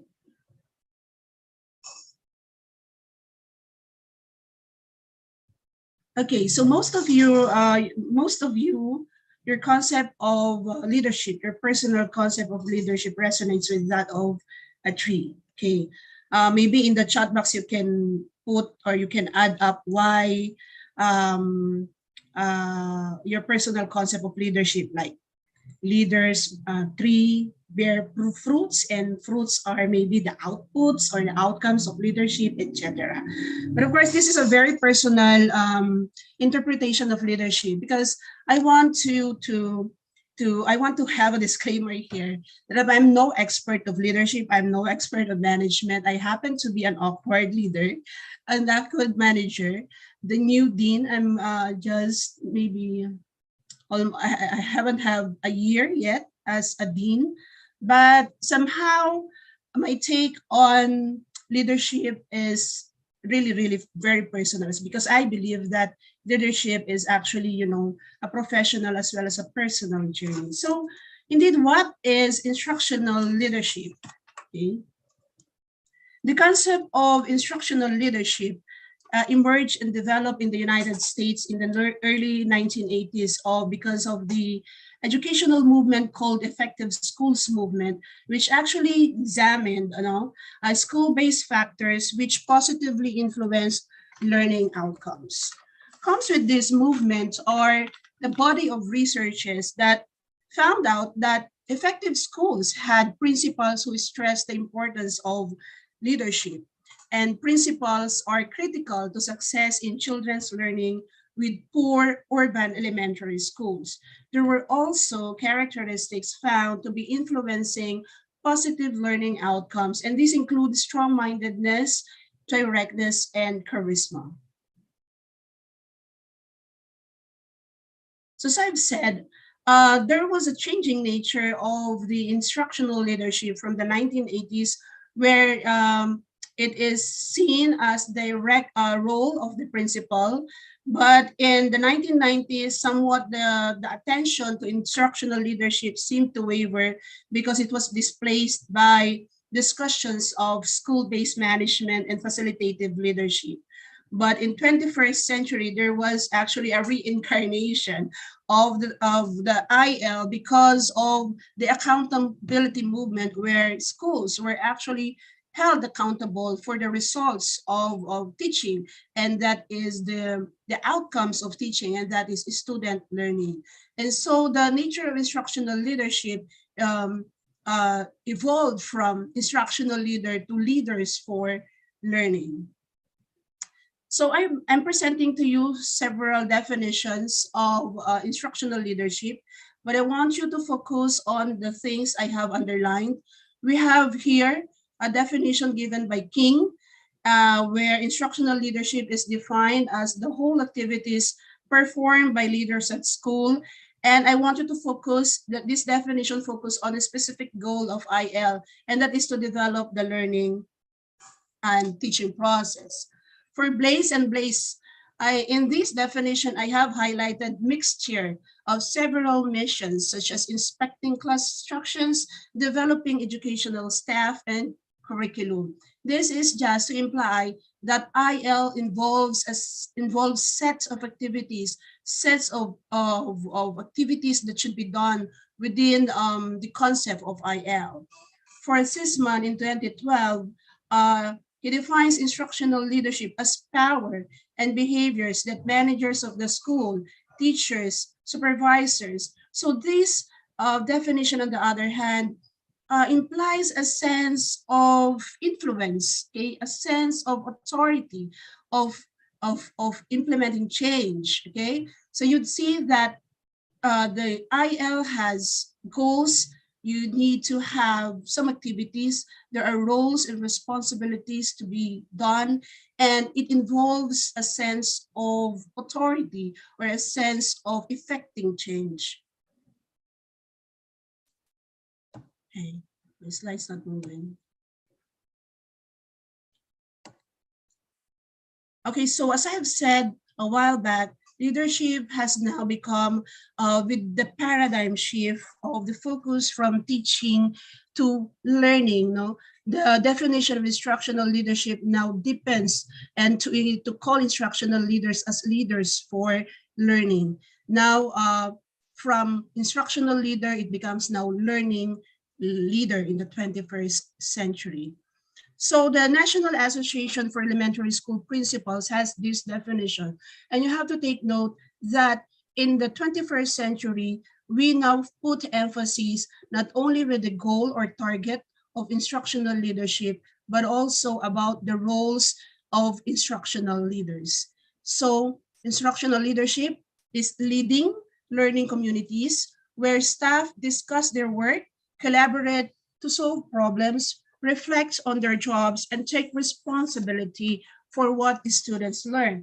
This is in congruence with the growing accountability movement in the 21st century.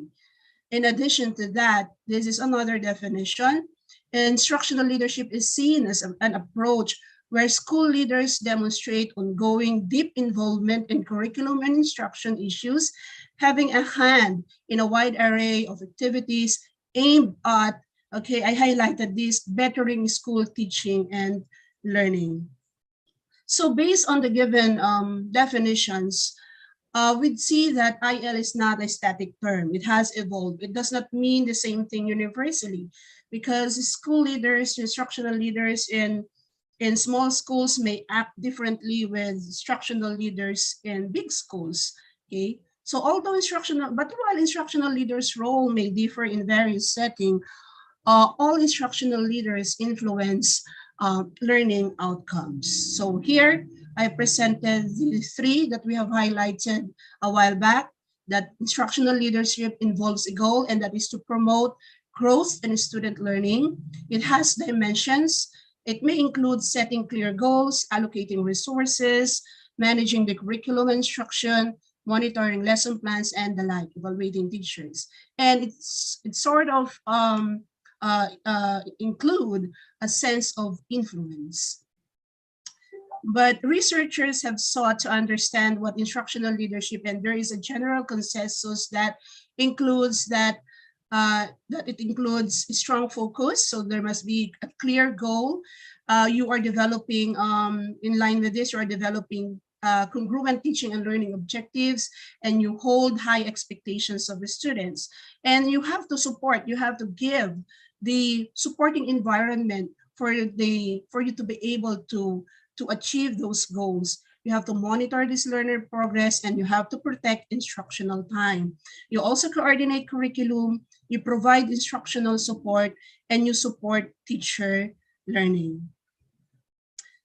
Instructional leadership in higher education plays a distinct role, but while it plays a very distinct role in higher education, IL is insufficiently explored in higher education. But given the benefits of IL to student achievement, its applicability in higher education may be seen as worthy of academic attention. So in here, we will see instruction as I will be presenting to you the case of the College of Education of Tarlac Agricultural University. We will be borrowing IL as a borrowed, we will be discussing IL as a borrowed policy. A borrowed policy involves less risk, reduce uncertainty, and shorten our planning process. Okay. Who are responsible of instructional leadership in higher education? According to Bashir and Khalil, the head of departments, or we call in our school the chairman of the department, or are maybe termed as instructional leaders in higher education. This is agreed upon also by Loeb and Horing in 2010. But Kosis and Posner in 2002 suggested that it is mythical to believe that leadership is found only at the highest level of an organization. Leadership can be found throughout the organization, but of course, it would require nurturing and opportunities for development. As the quote that I posted here, leaders don't create followers, they create more leaders. Because you see, the roles and responsibilities of instructional leaders can be, it's actually a very Herculean task, and that cannot be accomplished alone. So there goes the concept of shared leadership.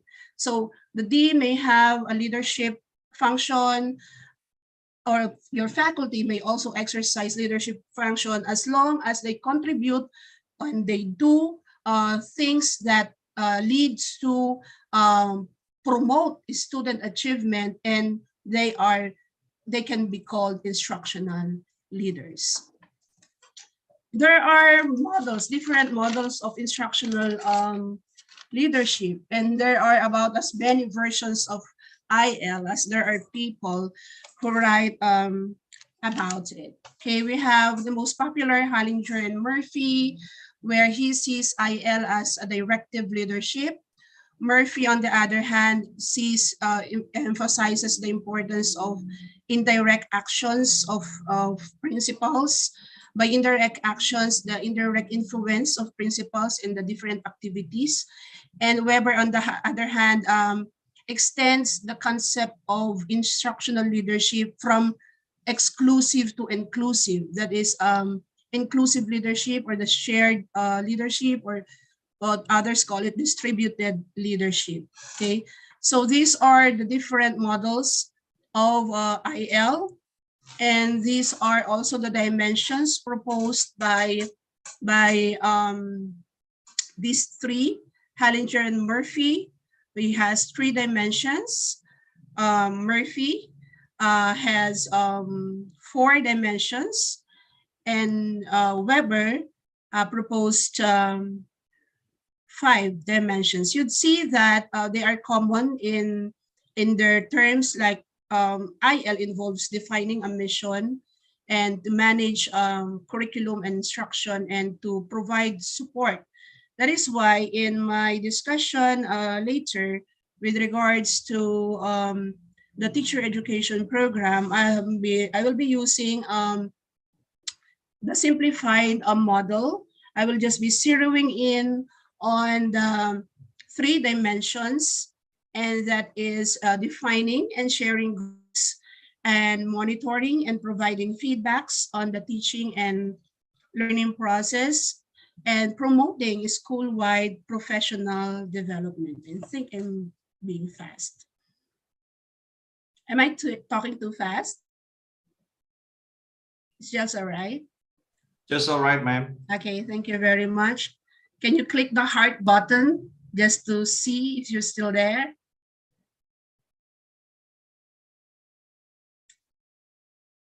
Thank you very much.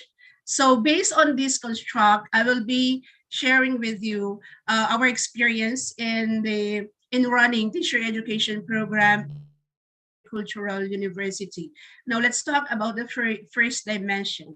The first dimension is about defining and sharing goals. So IL includes, requires that leaders and share their goals. Goals are very important because these are used in making organizational decisions, aligning instructional practices. When you purchase curricular materials, you would have to be very mindful about your goals, your mission, and it provides you targets for progress. These goals focus the staff around a common mission to achieve. As said by Seneca, if a man knows not to which port he sails, no wind is favorable. Do you agree? Do you agree with that? If a man knows not to which port he sails, no wind is favorable, right? If you don't know where you're going, if it's not clear to you, your goals or your destination, then even if you have the best wind, you have the best sails, you cannot reach your destination because you don't know where to go. Okay, now in that context, in the Philippines, we have we use the professional standards for teachers as our standards for effective uh, teaching. Okay, so the Philippine or the PPST defines teacher quality in the Philippines, and this is what teacher institutions aim for. We would want our graduates to embody the standards set forth in this PPST. And so standards makes explicit what teachers should know, be able to do, and be able to value, to achieve competence, and to improve student learning outcomes, and eventually quality education. It is learner-centered. It's based on the principle of lifelong learning and inclusivity or inclusiveness, among others. It is a public statement of professional accountability that can help teachers reflect on and assess their own practices as they aspire for personal growth and professional development. So these are the standards. There are 7 domains to which uh, effective teaching is defined. First, we have to have content, knowledge, and pedagogy. You have to have a good understanding of the learning environment, a good grasp of diversity of learners, knowledge and skills in curriculum and planning, assessment and reporting, ability to establish community linkages and professional engagement. And the 8th dimension is personal growth and professional development. That the PPST also articulates four career, and our target as TEIs or teacher education institution is for our graduates to have the level 1, the career stage 1, to be ready for career stage 1. And this career stage is described as having gained the qualifications for entry level in the teaching profession. And this includes strong subject areas. If it's in elementary, it's elementary level, or in their specialization if they are on the secondary level, in which they are trained for content knowledge as well as pedagogy. They possess the requisite knowledge and skills that support the teaching and learning process. And we want our graduates to be able to manage learning programs and have to promote learning based on sound learning principles and based on learning needs of their students. And also, we would want our graduates to be able to seek advice from experienced colleagues to consider teaching practice. So what did we do? Considering that we have this, the Philippines as actually the precursors of this transformation. Teacher education was brought by the outcomes-based education, the coming up with the Philippine quality qualifications framework, and these Philippine professional standards for teachers. One strategy that we have adopted as a college, and this haven't been adopted by other cities, is the curriculum quality audit.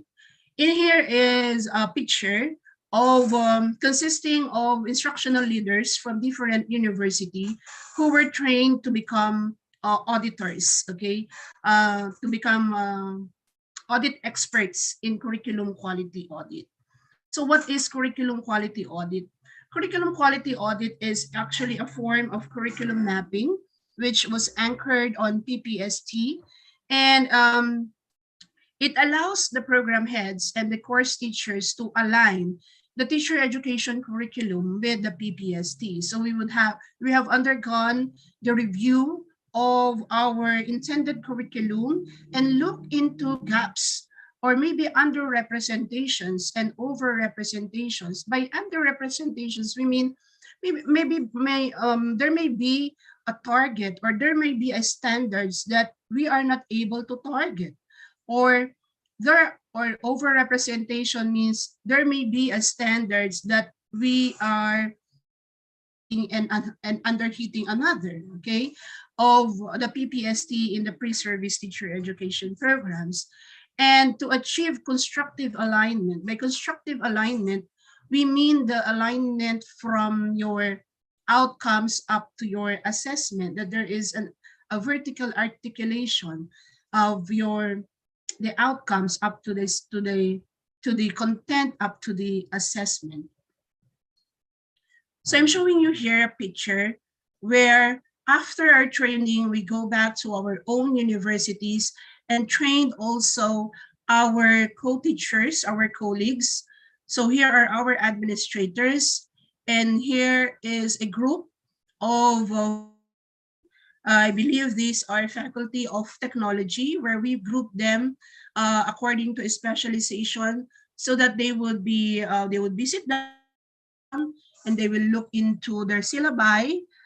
They will have a case subject, or what do you call that in Indonesia? A course where they will in their course syllabus and try to see if there are gaps and if there are under or over representations.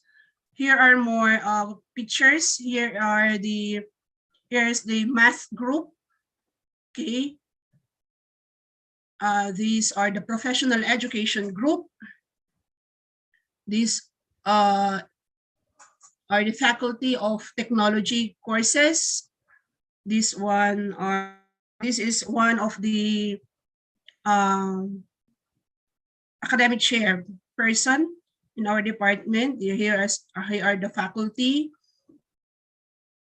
And the last picture is actually we have extended the knowledge of curriculum quality audit to a school who requested that they learn also about what CQA is, and for them to be able to evaluate also their program. So this is a private college where our knowledge about curriculum quality audit. So aside from that, we have been conducting trainings with regards to syllabus writing, especially with the advent of the CQA as a process. The process actually helped us to be very mindful in planning, because there are many realizations, like for example, you are describing something, but they are not actually in the syllabus, or maybe you say that you are addressing this outcome, but you are not actually teaching it. So that is one way of becoming conscious about targeting the standards, because in that way you are able to see that all the standards are addressed and all the courses are working towards the achievement of those outcomes. This is, there is a story behind this picture. This one is actually a result of a study I have conducted about the implementation or the concerns of teachers on outcomes-based education. And we were able to have a grant from the Commission on Higher Education in the Philippines. Teachers from all over the Philippines, from different Philippines, on OBE and also instructional leadership.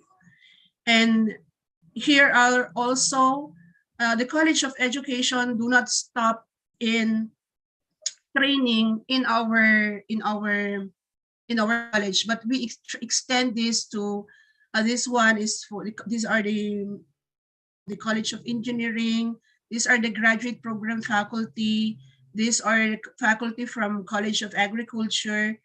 And also another source of the standards that we follow are the different accrediting standards set by accrediting bodies. And how do we do that?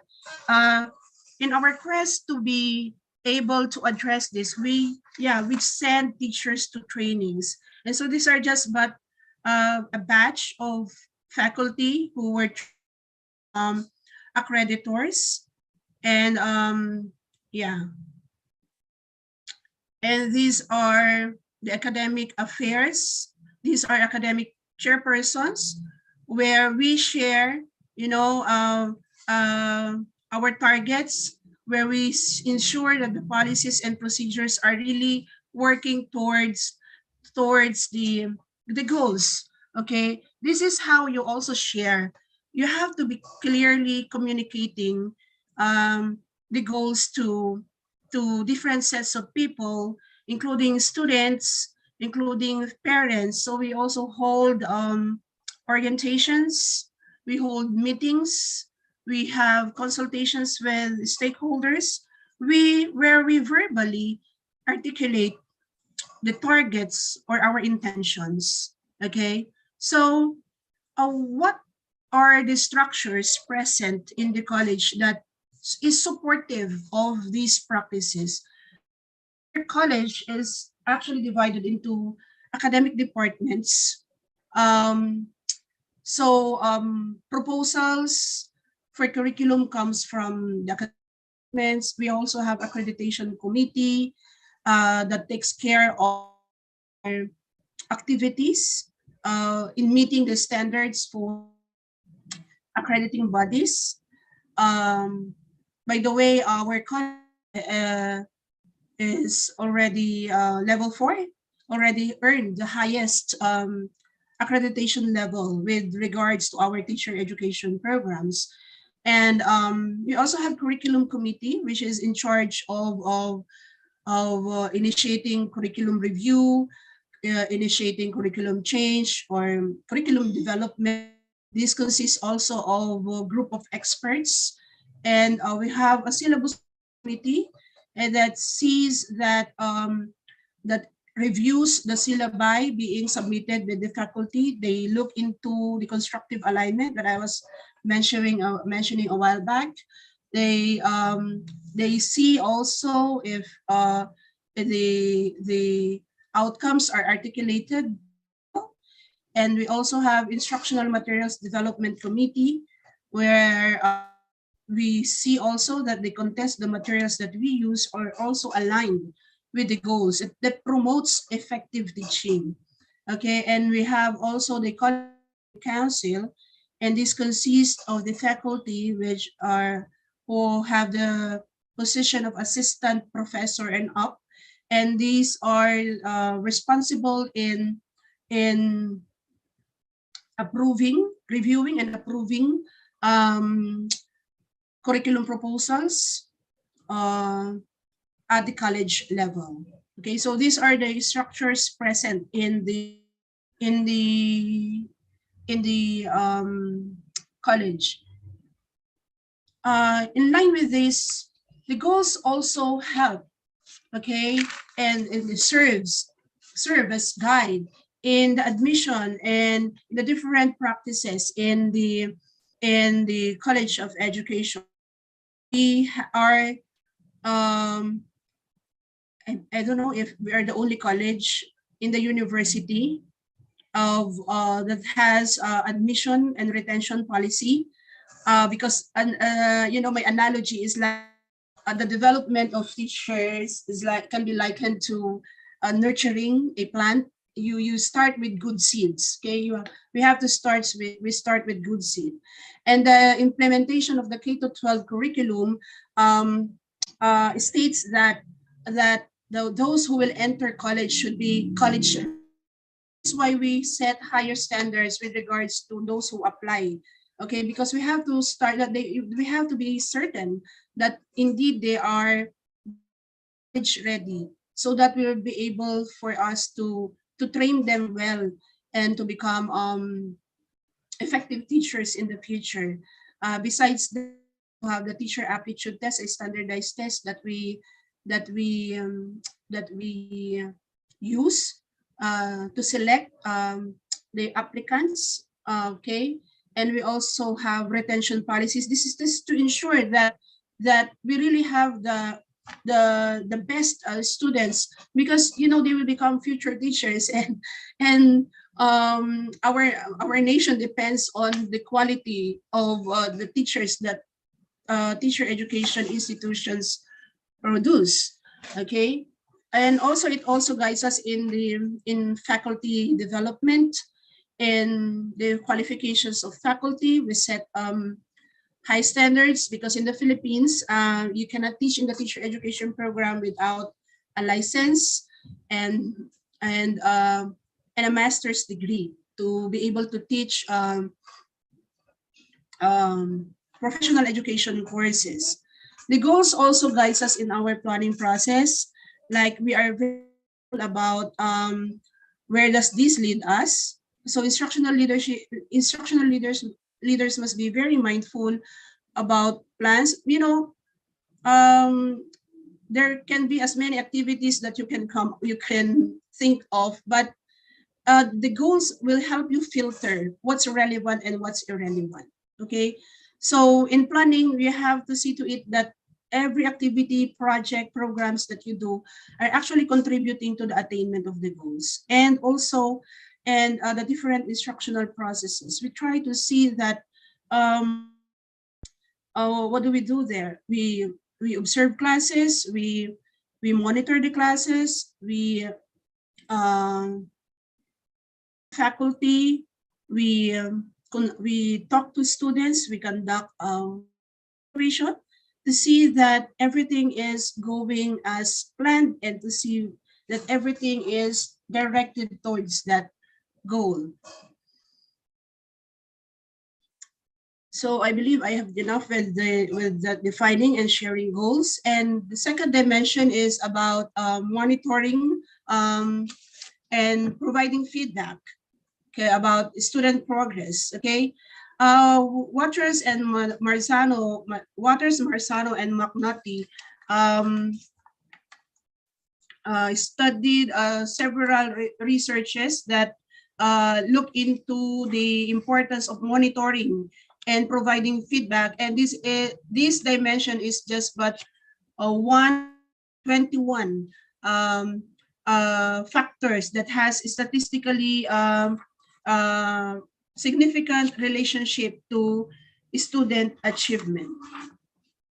Rutherford also, in his study of different researches, found out that the effective principals are those who do not stand back and wait for things to happen, but continuously monitor progress and intervene in a supportive manner when this seems necessary.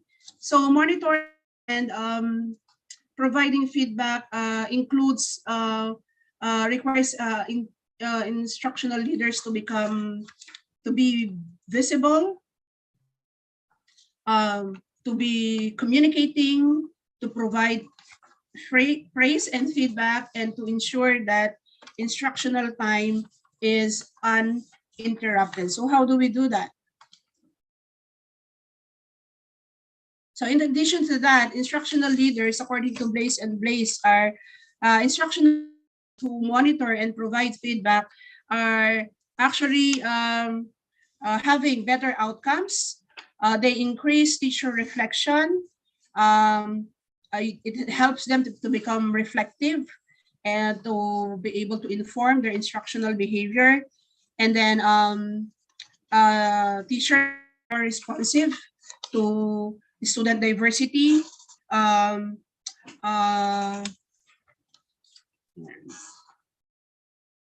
Lessons are prepared and planned more carefully if if IL are visible and are communicating the goals, and you are monitoring, teachers are mindful about their lessons. They are teachers also were more likely to take risks and to have more focus on the instructional process.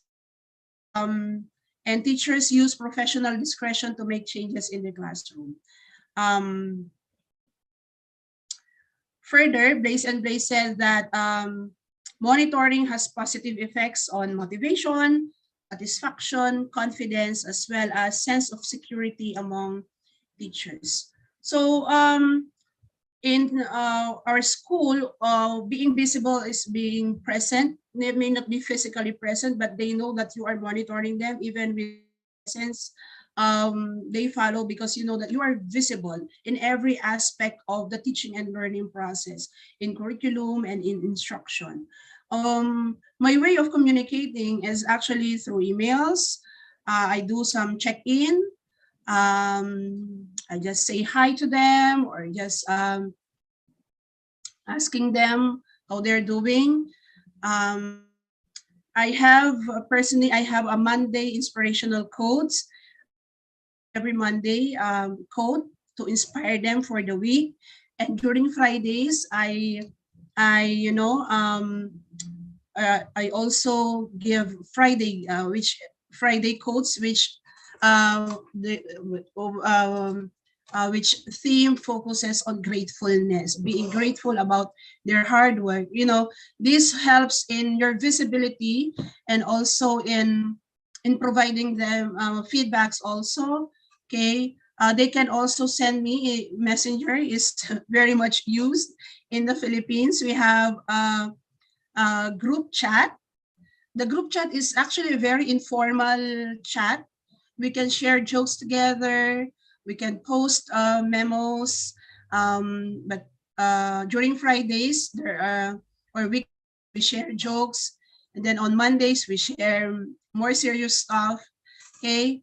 We also provide praise and feedbacks. Okay. As I've said, I've been only in the College of Education as Dean since August last year. And I have monitored one faculty evaluation. And so with that, I have written appraisal letters informing my faculty about the result of the student evaluation. I've congratulated those who have commendable performance, and those who met the ones. And I'm very glad that 95% of the faculty of the College of Education actually have very satisfied, outstanding. Actually, there were more outstanding faculty than that of the very satisfactory, 95% of them. But the 5%, I have also written them letters, but I have personally talked with them, asked about their problems and how we may be of help. Okay, they were also talked. The academic chairpersons also speak with them and held host conferences. And you know, most of those who, yeah, it saddens me that most of those who have who were not able to meet the expectations were really affected by the pandemic. They have been you know, they are not being themselves. They have somehow encountered some anxiety, loneliness, and etc. And so we have addressed this. We source cases like this to guidance counselors, and we also serve notice meetings, and we have faculty evaluation. So that's how we do provide praise and feedbacks for ensuring that instruction time is uninterrupted. We have a class monitoring. For a course in the Philippines, for a regular lecture course, we have to spend 54 hours of lecture hours, okay?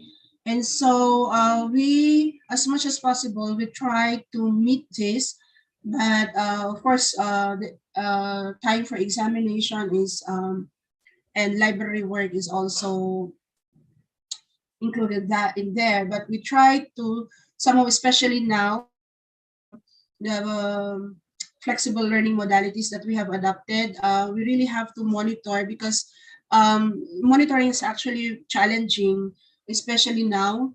And the faculty evaluation that we have conducted actually helped us very much to see the clear picture, because in the past years, well, we just rely on student feedbacks, and sometimes the students are not very open. They are not actually very open evaluation of the faculty, and they are not actually open to teachers.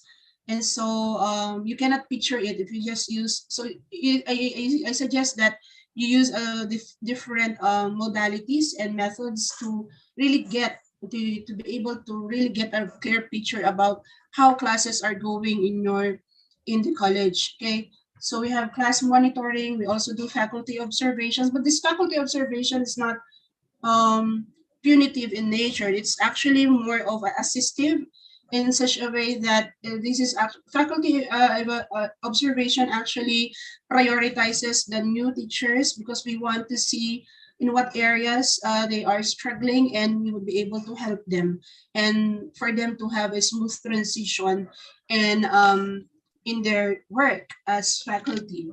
We also conduct homeroom guidance meeting. This is in with the help of class advisors um, uh, for for for what do you call this, issues that cannot be addressed by class advisors. They endorse this to the academic chair, and if the academic chair cannot resolve it, that's the time that it is elevated to me or to the vice president for academic affairs, or to what office is concerned with the issue. Okay, we also have monitoring reports.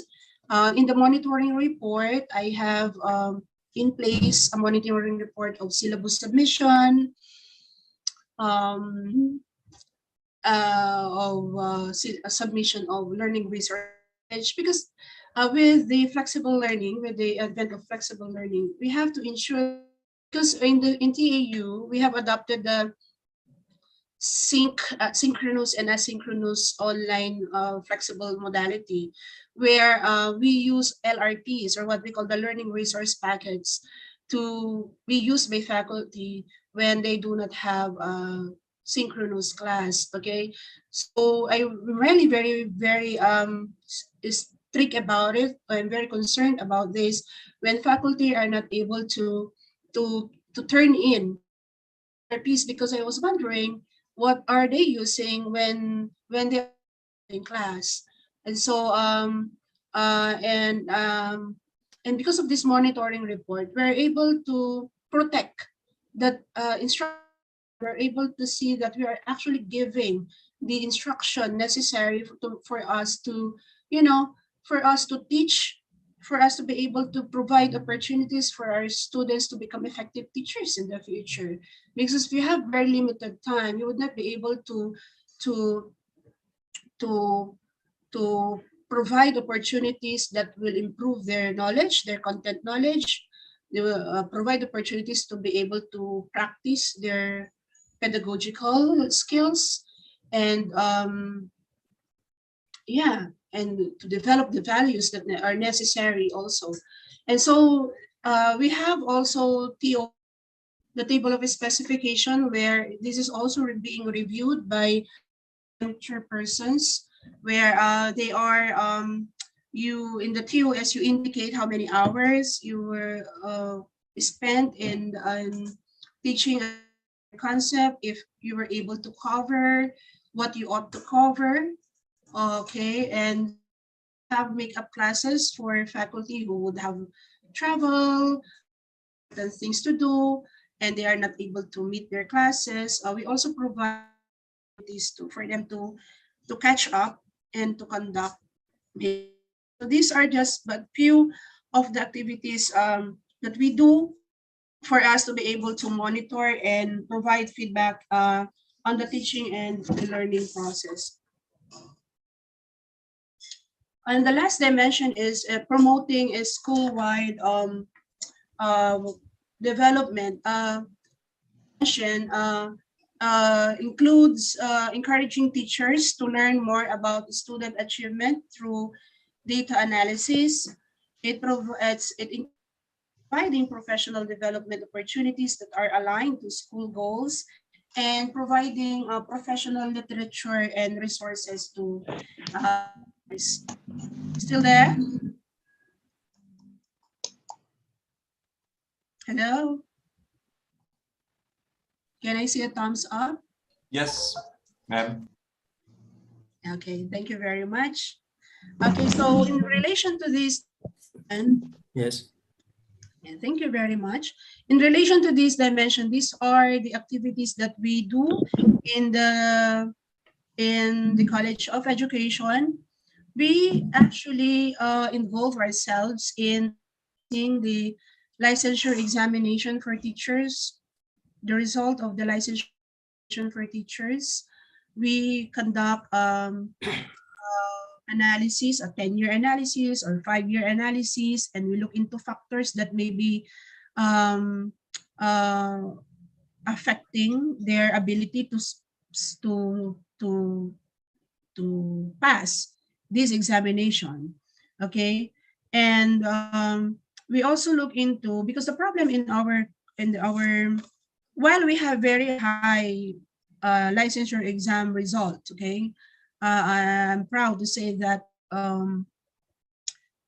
maybe we are one of the highest, okay, in the region or in the, and not the performing school because our number of graduates does not meet the criteria, but we have actually a pretty much very good result in the LET, but we are looking still for factors on how we can enhance the performance, because our target is to become a performing, one of the best performing schools in the licensure examination for teachers. And you'll also look into the problem with, especially for takers in the Bachelor of Secondary Education, those who intend the high school, are the graduates of other programs. They are engineers or nurses or agriculture graduates who get 18 units, because in the Philippines you can have you can take the professional exam when you have to take 18 units of professional education courses and you are already able to get the exam, and this has an effect, okay, based on this analysis. It has affected the performance of our schools, because sometimes these graduates of other programs, since they were not really teacher education graduates, they tend to fail the exam more than pass it, okay, and they affect the overall performance of the college, of the university, and there is a pooling effect, you know, of repeaters, okay, and sometimes they tend to repeat Yes. for many, many times, okay, they repeat until they pass, and it sometimes there are even cases where they repeat it 12 times, 10 times, and they are not passing the licensure examination. And so we present this, we share this, we collaborate to conduct researches and learn from this, because we know you have our policies, our projects and programs must be, you know, data driven. Okay, we also look into the employability data. How many are employed, especially in relation with those are employed in their line of specialization. You know, during the pandemic, our employability really suffered because some private schools who employ the firstly, our graduates were not able to take the licensure examinations, which was postponed for many times. Secondly, the private schools were not keen in hiring more teachers, as they have adopted learning management systems, and they have actually are not hiring. So graduates were unemployed because of this pandemic. And there, we also look into, we conduct tracer studies, and in the studies we include a follow-up with regards to their work performance. This is also one way of seeing whether you were able to produce the kind of teachers that the basic education is requiring us to produce, performing in their workplace. So we look into their performance as well as the problems and challenges, and we serve this as a feedback, and we use this as feedback and we use this to inform our decisions. What are we going to do with the curriculum? What are we going to do with the practices? How can we further improve, etc.? And so likewise, with regards to professional development opportunities, we have specialization related trainings. We have attendance to graduate studies, conferences. We also encourage industry immersion, and we have faculty mobility. It's also for example, this one, we are given opportunity from you to share our learnings and to also share from you.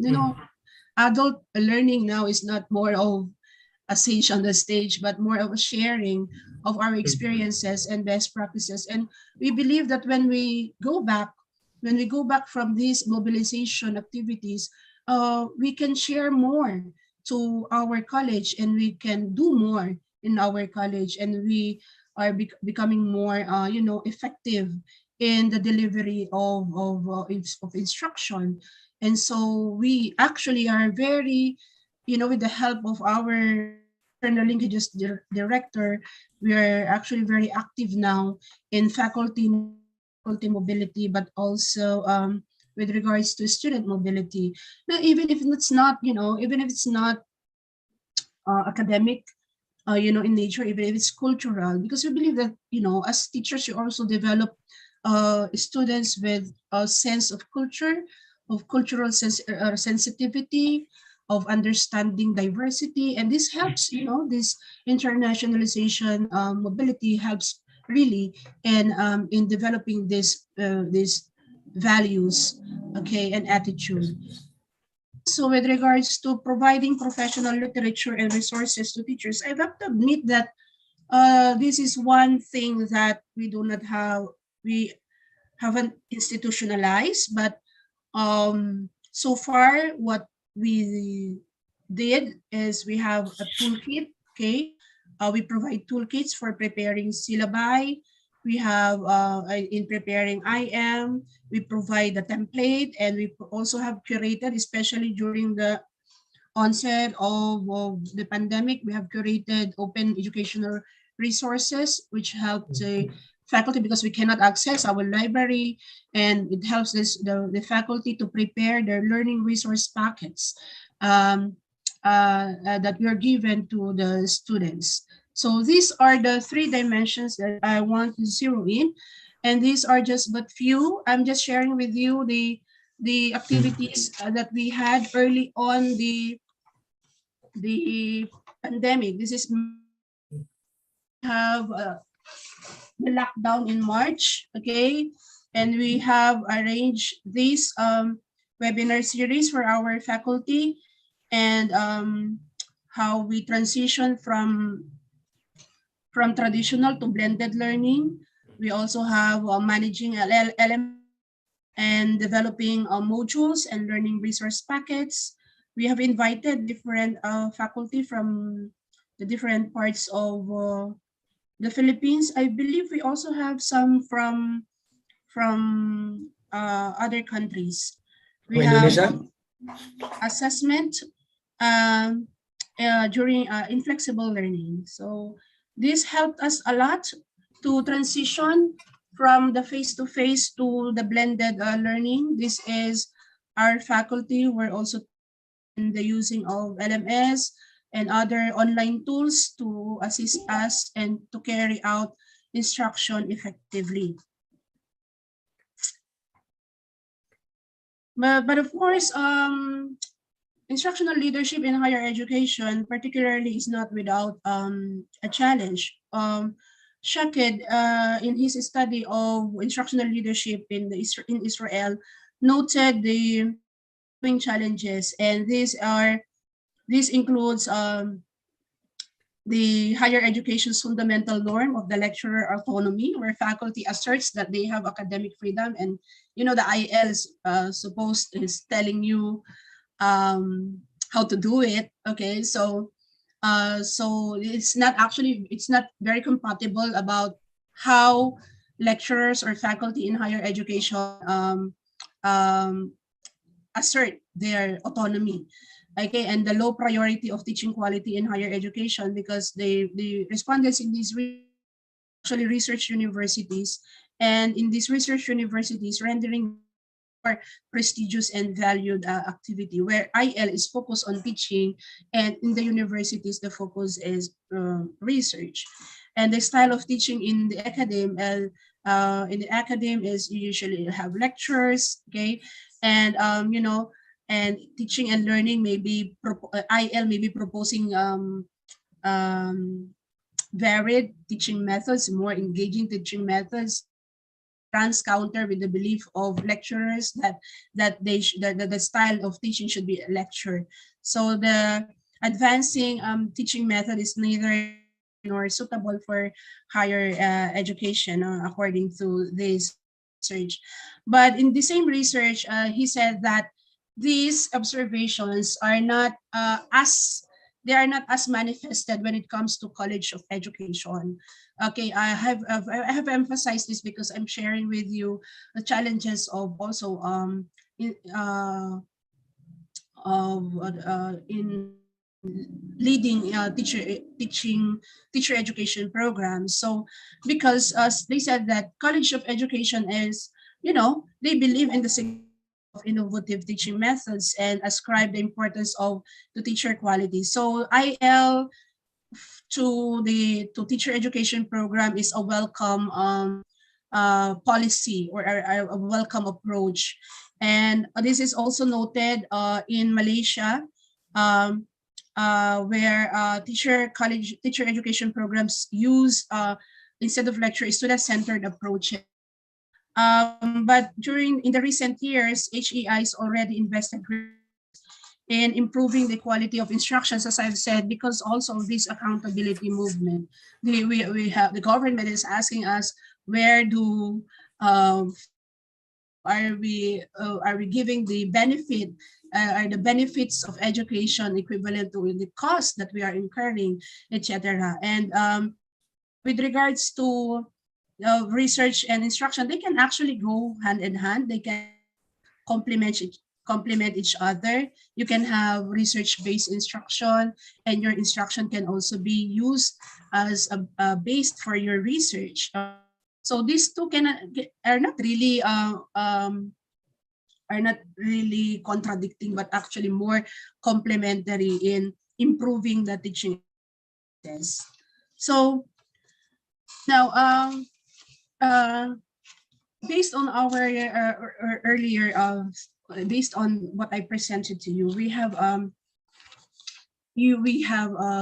said that that instructional leadership entails, change, moving people, making improving student achievement. And this would call for change, but sometimes what's difficult is for people to change. So I want you to reflect on this and put in the chat box, why do you think people resist change?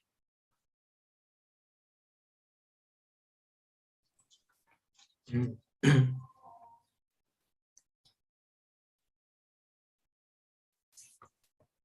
you put in the chat box just your Yes.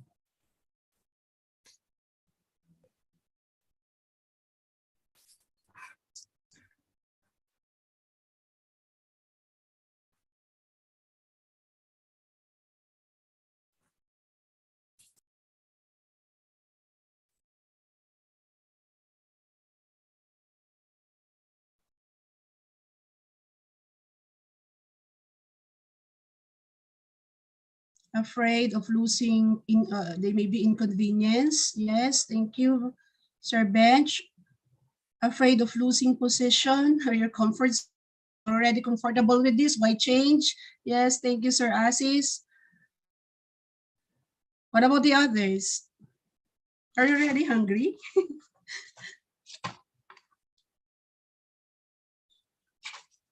They may feel uncommon, or the change may be, yeah, they are not familiar. Yes, thank you, sir. By management, what do you mean by that, Sir Lawrence? Maybe we cannot manage the change, or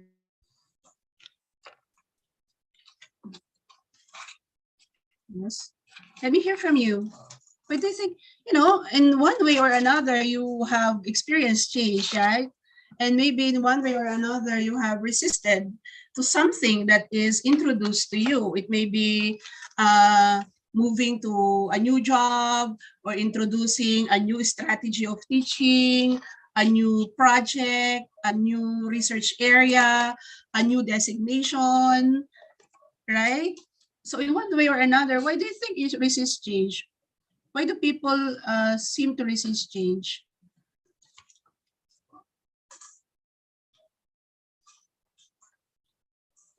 Oh, they're very shy. Still thinking. Take your time.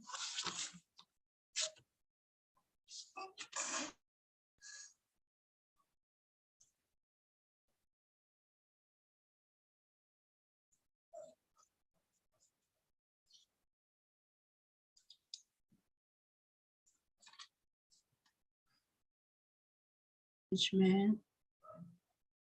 They may be unfamiliar with the change.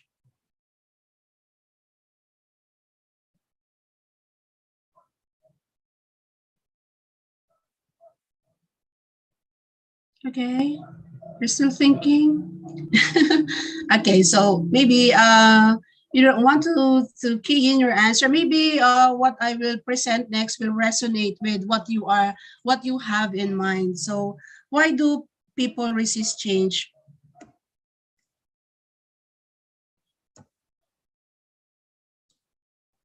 Okay. According to Harvey, Woodring, and Lippitt, people resist change because they do not understand. Do you agree? Okay. Yeah. Of course. Of course. If you don't understand it, then you will resist it. What is that? Okay. So people resist because of lack of ownership. Yes. I was not involved in that. Do it yourself. Okay. Do you agree? Have you experienced this? Okay. No. Okay. What about people resist if they do not have the competencies to cope with the change? I do not know what to do. I am not familiar with that. What will I do? Yes. Okay. Maybe using new methods. Yes, it may be a new method that you do not have a competency. Yes. Yes. Or a new designation. Yeah, it can also resonate to leaders, right? You were given the designation and you do not exactly know what to do. You don't have a training. You don't have a training for that designation, for that position. People resist if there lack of incentives or benefit. Do you agree?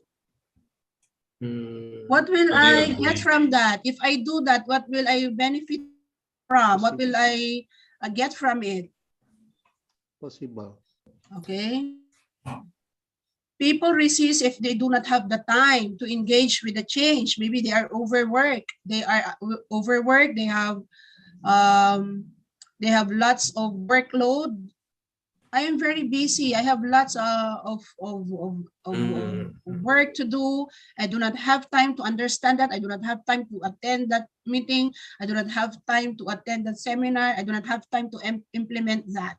Okay, so these are just but few of the reasons, according to Harvey, Woodring, and Lippitt, about why people resist change. Okay, maybe you have lack of competence.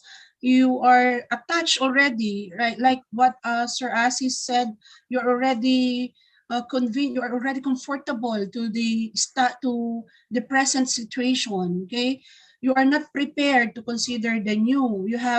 Maybe you have experienced that change already, and you haven't have a good experience. Okay, maybe they're in you to a new restaurant, and you said because you have already eaten there, you say, oh no, my experience was bad. There were bad, or maybe you had read bad reviews about it, and so you resist going to that restaurant, for example, or eating that food. Okay, there resistance is normal, and this is one dimension that instructional leaders encounter very much is when implementing change or effecting change. Now, I want to share with you, as an example, a research I conducted about the concerns of understanding the teachers' concerns. This was conducted in 2017, where there was actually a very where when OBE was institutionalized in the Philippines, outcomes-based education, and there was an uproar, but we were forced to just adopt it. And so I tried to understand the teachers' concerns with the outcomes-based education using the SEBAM framework, or the concerns-based adoption model. And these are my findings. So 9 out of 10 teachers have intense self-concerns. By self-concerns, I mean they are struggling with awareness, they need more information, and they do not have time for time to that change, and that is the change I'm referring to is OBE. So that's 90%, okay? 9 out of 10. This is. And looking into the profile of the faculty, the involved here in this study are the faculty of state universities in our province. That includes our university, and the other one is the other public university in the province of Tarlac, where we are located. And you can see here that, as I've said, they have very high awareness and personal needs. This means that they need more information. They are not very much aware about OBE, and they have personal constraint in understanding OBE, so that they have, self awareness profile. And you see in here that there is a peak. Okay, there is peaking from consequence, collaboration, and this denotes that the implication of this is based on the profile. I found out that faculty, at least the respondents in my study, were actually non-users of OBE. But we claim to be OBE in our syllabus. We claim to be OBE in instruction. We claim to be OBE in the policies that we in developing our curriculum. It's our claim in paper. But in I found out that these are non-users, and the picking here denotes resistance. This means that the respondents actually felt that they actually resist OBE, and they believe that there are more innovations that needs to be maybe studied or considered as OBE. Okay, so according to the respondents, what prevented them, these are the restraining forces as defined by Levon. These are the factors that prevent the people from adopting change.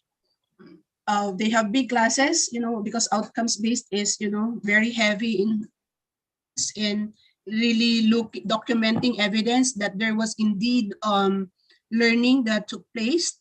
And then there was lack of training, there was lack of time, and lack of guide from experts. So these are considered as the difficult barriers that prevent them from implementing OBE. And this is corroborated by the study of Limon and Valiente in 2016 that there is indeed a little understanding of OBE. Why am I zeroing in an OBE? Because OBE, um, I find congruence of OBE to instructional leadership in the sense that it focuses on the outcomes, it focuses on the activities that should be done in order to support the student teachers achieve those outcomes, and it supports the alignment of the outcomes, the content, as well as the assessment. So there are limited instructional resources for the faculty, and this can be, this can inform instructional leaders. Laboratory equipment are inadequate, and physical facilities do not maximize the competencies required by OBE. Curriculum should also be, the plan should be supported by resource. There should be what we call available curriculum or supported curriculum. Supported curriculum means that our plan is supported by not only human resources, but also that of physical or non-human resources. So how do we resolve? So when people or your faculty do not understand, we have the way to do it is to communicate. And in communicating, it's also very important that you listen. Okay, instructional leaders should also listen, and in communication, you have to be very careful about what they were able to understand, because sometimes it's not your intention to.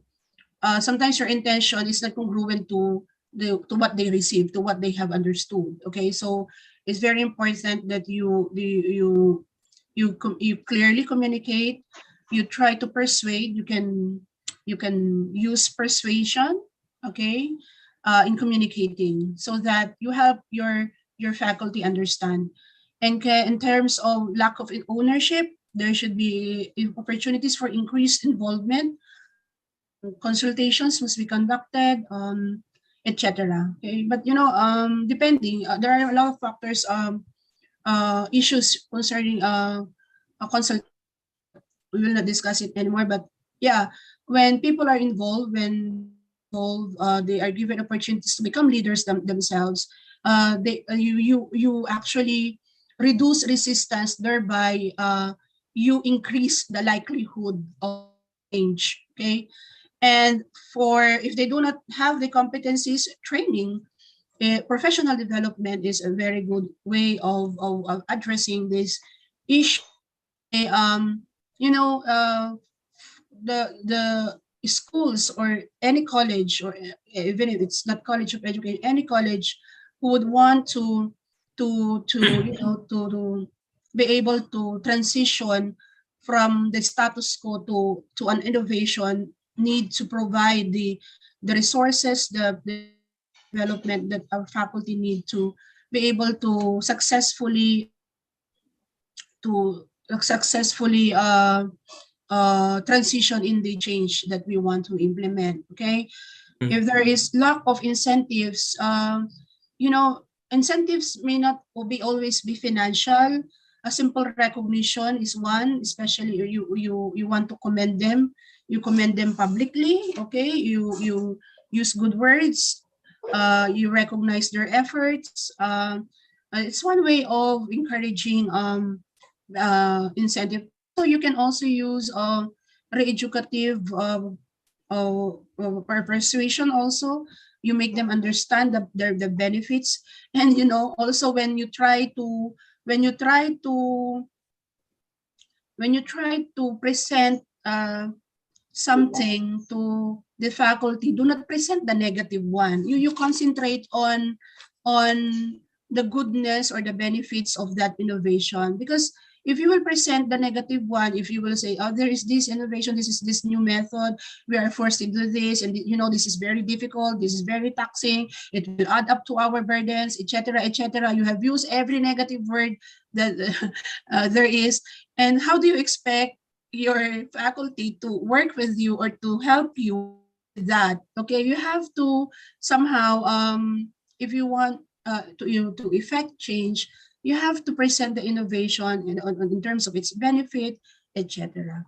Okay, and then another is if your faculty do not have the time to engage with change, you can work on reducing their load, or maybe you would have to their work, like you would have to rationalize the designations that they have. You try to spread out the tasks, etc. And so these are ways in, of course, you can you have also ideas how we can address this one. These are just but a few of the things that we can do to be able to address this resistance to change and be able to have the result that we want. Okay, and that is the improvement of the teaching and learning process and resulting to positive student achievement.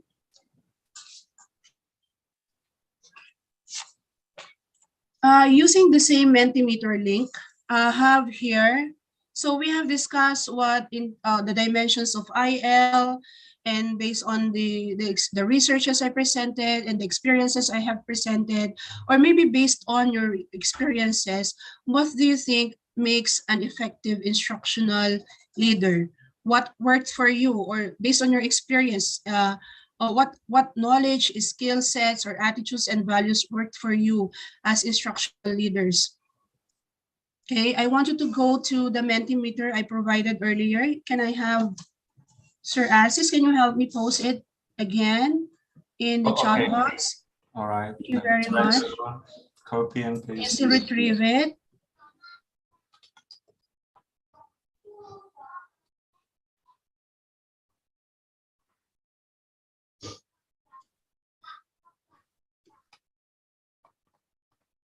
Okay. The second one is, Yes, ma'am. yeah, that one. Have you posted it? That is the link, and Okay, wonderful. sending you the result in a while back. There are lots of slides. All right, ma'am. I'm afraid we only have a few minutes left, ma'am. Yeah, I'm with my last. Okay. Wonderful.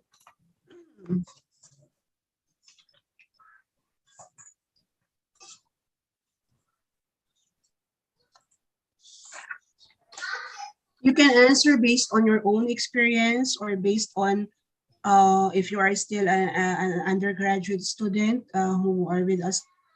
You can answer based on your experience of your principal school days. What resonates, what do you think are the most desirable traits that they have? And if you are a leader yourself, you are an instructional leader in your college or your schools, what work for you? Okay. There are 2 entries.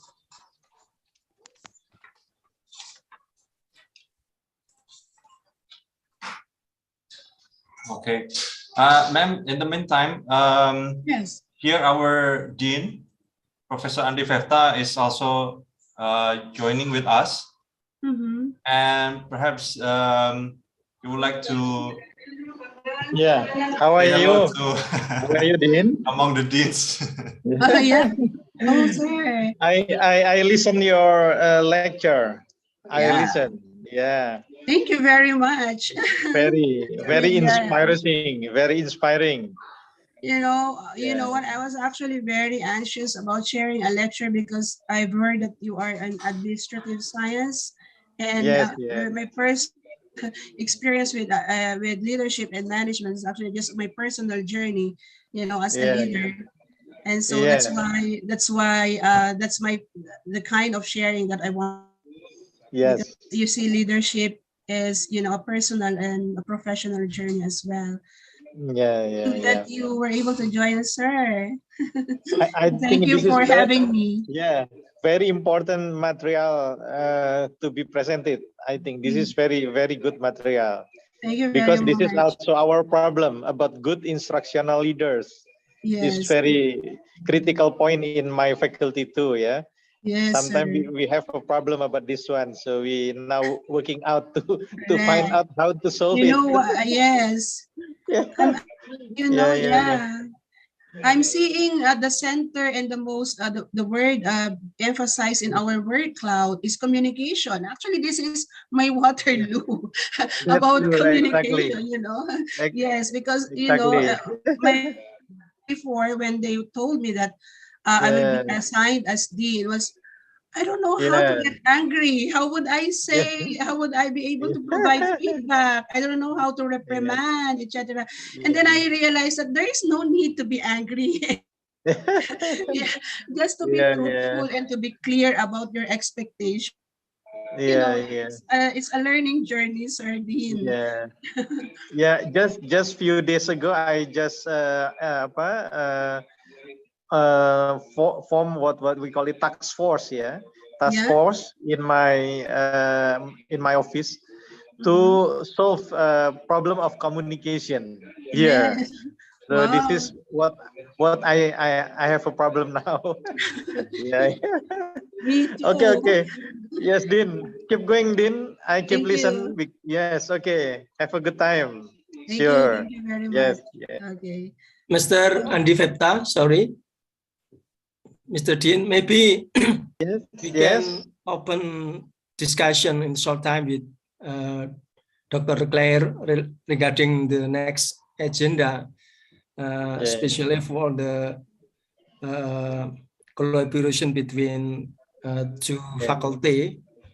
For Yeah, example, yeah. we open outbound and inbound student Oh, that's good. for Yeah, the very good. program Yeah, because yeah. Yeah, you thank are you, Dean. both decision maker here. Actually, I am very support. Yeah, for the inbound and outbound student.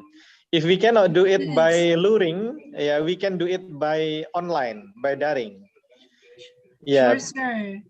yeah, Sure. sure, sure. I'm looking forward to our partnership, Sir Dean. Sure, sure, yeah. Yes. Pak Hermawan ya, di make it up ya. Yes. We should, yeah, make it up later. Okay Sure. then. Okay, okay, Thank you very sure. much. Thank Okay, you, thank so you. Thank thank you, you Dr. very Claire. much for your Sir Dean. Thank you for having me. And thank you, participants, for your active participation. We have formed a word cloud, okay? And you see, I can see that we have actually maybe a relatively diverse ideas about what good instructional leaders possess, but we agree on some points that I see here. Communication, okay, is the central word. We also have attitude, maybe a good attitude, and skills, okay, so central, yeah. Researchers uh, uh, support this, that to become an effective instructional leader, you really have to be knowledgeable and skillful in and communicating. And yeah, these are very good answers. Your ideas, of course, are not far-fetched because these are based on your personal constructs. I've been emphasizing personal constructs because you see, leadership may mean differently to different people, okay? And your journey may not be the same as my journey. That's why I want to hear from you. So yeah, you see here that good leaders shares experiences, they motivate people, they give clear instruction, they are positive and they are also fair, they are influencer, they have a big heart, yeah, maybe related to that is empathy, responsible, and yeah, and the center is skills and communication and attitude. Thank you very much to the 27 participants who helped me form the word cloud. I am now with my last sets of slides, and yeah, do you see my slide? Mm. Am I sharing it? Yeah, so we're done. Thank you very much for your input. And so based on that, what works? So the question is, what works? Okay, so based on, as I've said, no single model or no single leadership style can solely be used and applied to a higher educational context. The dynamics, the personal capacities that are required in order to lead are far more complex and deeper than the standards. You know, there different countries, they have different standards. In the Philippines, we have the Philippine professional standards for school heads as well as superintendents. Okay, but you know, it's far more complex in the real world, in the field. Okay, so I believe that instructional leadership is a personal and professional journey. Each of us learns, grows, improves, and able to shift our thinking and our skills. And everyone can learn a new style. As Slade and Gallagher said, the most adept learners are ones who can adjust their styles to suit the needs of the situation, to the ones who are open and they seek improvement. Now, in our teacher education program, I'm presenting to you Philippine Situationnaire. And in the Philippines, from 2014 to 2019, this is the sad state of the licensure examination results. And in PISA, we are the lowest in reading comprehension and second lowest in both science and mathematics. And PETS, QSDS, teachers are not equipped to teach considerations of the K-12 curriculum. And yeah, there are still work done. But quality learning outcomes are produced by quality teachers who are supported by effective leaders. As leaders, as long as there are ways we can serve, then we have a job to do. Thank you very much and good afternoon. Good afternoon, Dr. Claire. Thank you. Thank you very much, ma'am. Let's give applause to Dr. Claire. Yeah, on a virtual applause. So, thank you very much, ma'am, again for the wonderful explanation and presentation that you delivered to all of us. Unfortunately, we don't have enough time to have a question and answer session, but I hope that this keeps us to continue our collaboration later, so that in the future the participants can have another question and answer session with Dr. Claire. Yeah. So we don't stop our collaboration here. Thank you very much again, Dr. Claire, and I will see you again in the future events together with us, or if you have any event, you can also share with us so we can join with your event. So to all the participants, thank you very much for joining today's session 1 and 2. And don't forget that tomorrow we will have the 3rd and 4th session with the same Zoom link that we have shared in our groups. But don't worry if you lose it. Tomorrow morning we will share the links once again so that you can join again with in our sessions. Yeah. So thank you very much. Have a nice day, good afternoon, and goodbye. Wassalamualaikum warahmatullahi wabarakatuh. Okay. Thank you.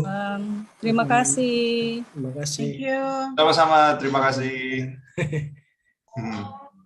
See you in the next See you. session.